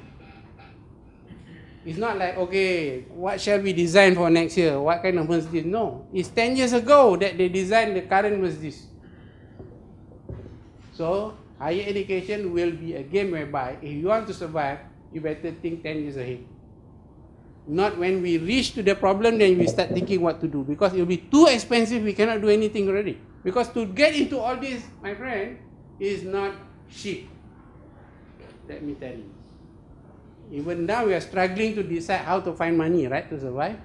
By that time you just close shop. Remember, the cost of getting into this is going to throw you out from the game. Because it's a different game altogether at that point of time.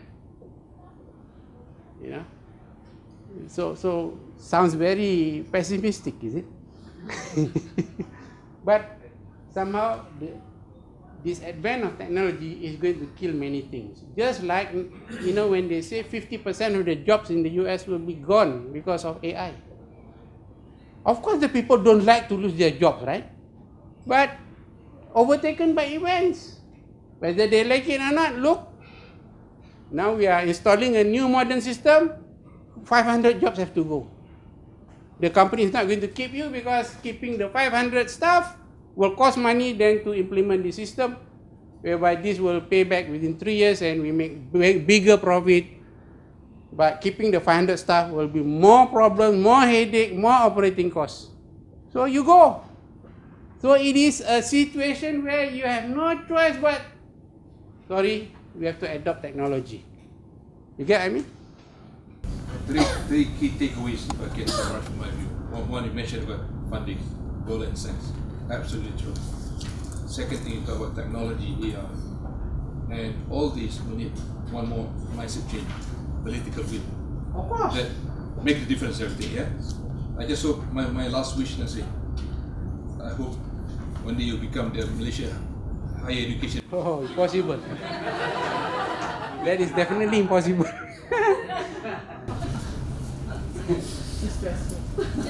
No, yeah, but remember I said when I left the vice chancellor's job, I want to test myself in the entrepreneur world and so on. I discovered things that I never discovered in 33 years of my career. I said, it's better to do this. I've been wasting my time as a vice chancellor. You know, my reputation is tarnished. They still maintain a website called Tak Nak Ghauth sebagai Naib Chancellor. Why am I wasting time? And sir, I don't have much time to live, right? I'm 60 above now and I don't know. You know, so I don't want to waste time as a higher education minister, you know. Very likely if I become a higher education minister, I cannot follow Tan Sri Kosukun. Wait till you are 92. The last part of my presentation is to talk about China. I'm not certain about what eventually China is trying to do. But of course there are good and bad sides to it. One thing we can appreciate China is that they don't go around the world sending their army. They go around the world to do business, to harvest agricultural fields, to build roads, to get coal, to do business. And they enrich themselves by that way, which is good. Whereas the US, as you know, because of the US Army here and there, millions have died, right? Of course, it's good for the arms industry, I guess. Billions and billions have been so. But the world is changing. I think as we go forward, the longer Trump stays in office, it's not going to be very good for US, right? You know, because he's a funny president. So the Chinese model is good because they don't create wars, right? In fact, US, we know, have made mistakes in the past. You even have Tony Blair apologizing for sending their army to to Iraq and so on. And because of that, a few 100,000 people have died. What is all that for? But China is going everywhere and so on. But the worrying thing is that actually a lot of countries where China has gone to are losing a lot of their natural resources to China, one. Secondly, some have problems to pay back the debt. Yeah, Sri Lanka, one good example. And I think, I don't know which country, Uganda or what, they have to use the renminbi now, isn't it? They can't even use their own currency. And why does that happen? Because China is willing to give money to do projects, and they deal with a corrupt government here and there. The corrupt government, the corrupt leaders take the money, the rakyat gets a bit, but they end up with debt. This is a problem. That's one. And secondly, what are their true intentions? Because they are putting in more money in R&D. It is predicted by 2022, the amount of money that China will put in R&D will be much more than the United States. You know, and so they will advance in technology faster than the US. So the US is dreaming if they think that they can always be ahead in terms of technology. No way. China has much more people, much more resources, and they will beat US in technology. They already have big university leadership. Of course. And so why I raise this matter, because this is a geopolitical issue in this region, because what I understand, China likes Malaysia a lot. Isn't that correct? They wish that Malaysia is a province, isn't it? So, and also, as you can see from these slides here, that the Australian Prime Minister is very worried in terms of the expansion of China and what China is doing in this region. And China is not only putting in more money in R&D, but is also putting in more money into their military. They are building better tanks, better weapons, better satellites. So they are becoming more powerful militarily. And what if suddenly one day China thinks they are so strong they can start invading other countries? What will happen? So these are issues, and China is very close to us. They like Malaysia, because I know of some connection with Chinese people, and they want to have more interest in Malaysia, by the way. So what is the future? And it is relevant to us in higher education, because what should be our attitude in regard to handling this? You know? So these are questions to be answered, because is it really creating opportunities for us, or is it actually one way of trying to control Asia, you know, to show their dominance and so on? And if we think we are scared of them, but then they have technology, they can collaborate and so on. So if you are scared of them, you don't collaborate them, we may lose the opportunity. But China is a country that I know practices the concept of there's no such thing as a free lunch. Right? They don't just give things for free. So this is a balance we have to take. So these are the challenges before us actually. How we handle China. They started Xiamen University, isn't it? Very big campus. What's the intention of doing that? Yes. I just want to share, as a scholar and an academic, I just want to share. I think Donald Trump is reading the wrong Chinese book now. He's reading Sun Tzu, The Art of War. There's a book by a Singapore professor. The New Era is the Art of Collaboration by Admiral Cheng Ho. So read the book on Chen He, The Art of Collaboration for the New Century. I think it's very interesting, because I think, China is reading their right book now. You look at Admiral Cheng Ho came to China, was basically globalized. We were globalized many, in fact, decades ago.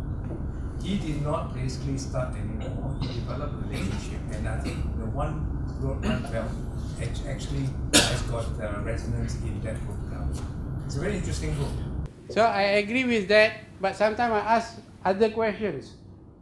Did you read the report yesterday that the China government brought down a church in China?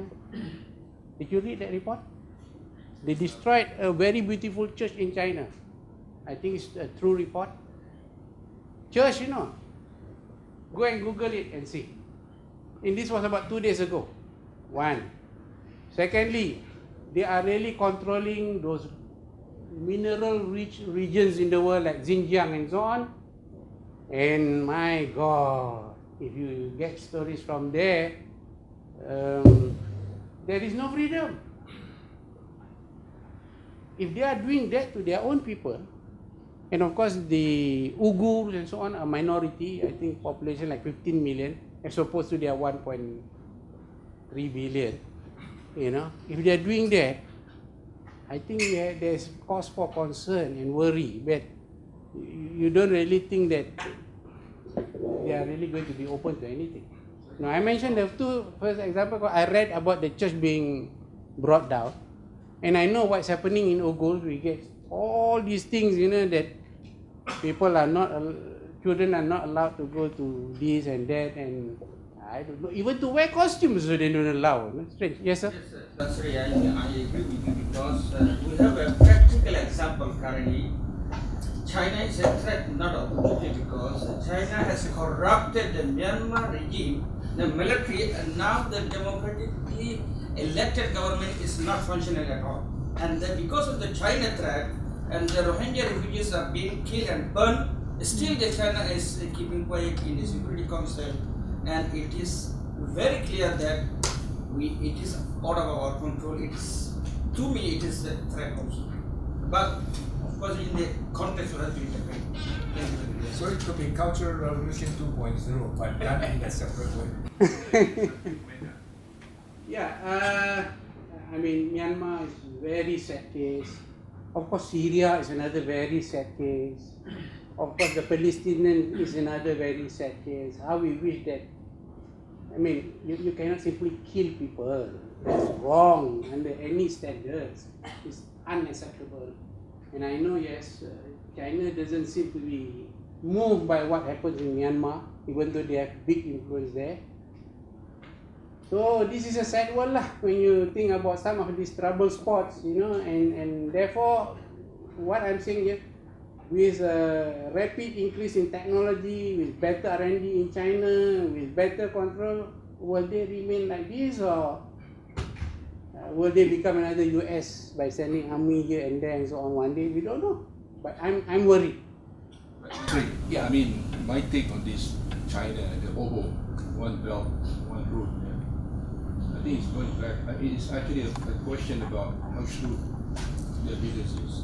For example, in the past, the Western colonies, yeah, when they went and invaded African country, even our country, if out of $10 US, $9 they would be invested on the leader of the country.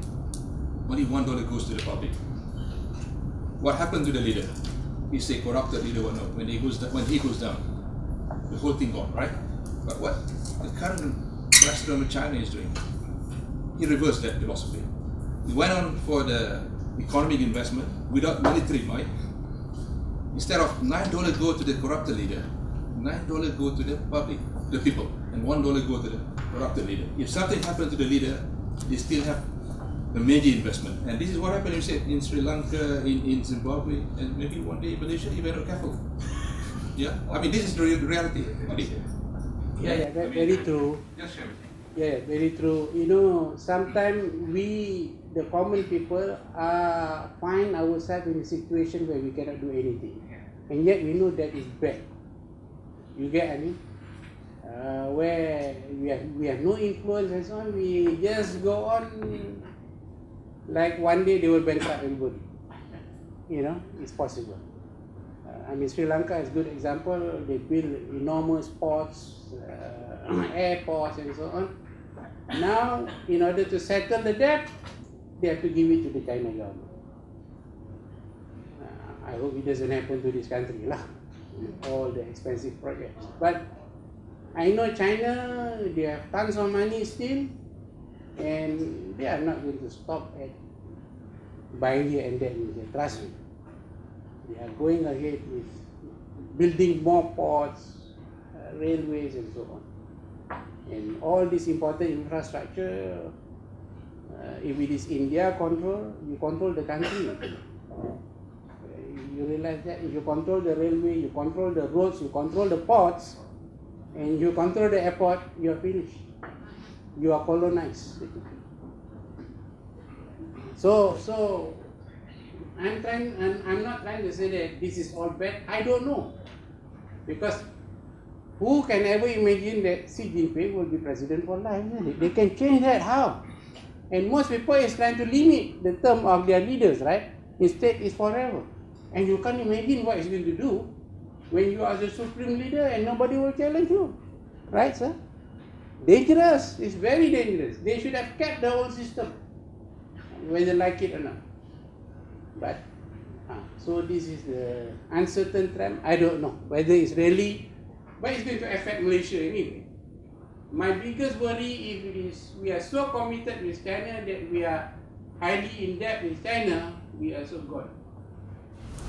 You know, it's been said in overseas, a lot of people can register online, but the failure rate is also very high. So, Sir, the reason is because the internet has grown very fast, but AI is only picking up now. Systems which utilize AI as the core technology is being built up. For example, you know, you advertise a job, 10,000 people apply. Now they have a system whereby you are just required to go in front of the computer and interact with the computer, and they have a system, I forgot the name of the system, whereby they can shortlist and just pick 5% for the final interview. It is utilizing AI, and that system can even analyze your facial expression and decide what is your character like. So it is so advanced. Yeah, so I think internet and so on has advanced so fast, but soon AI is going to overtake all that, and so a lot of the system will be much smarter than what it is today. And sorry, professors, you have no more work. Or more importantly, you find that one day less and less students register at the local universities. Why? Because they are registered with Harvard. And by the time some public university realize, hey, we better get into this. Hey, sir, you want to get into this consortium, you have to invest in this. And it's going to cost $200 million. That's it. It's going to be like that. The barrier to entry will be very costly. Any more questions? Thank you very much for coming.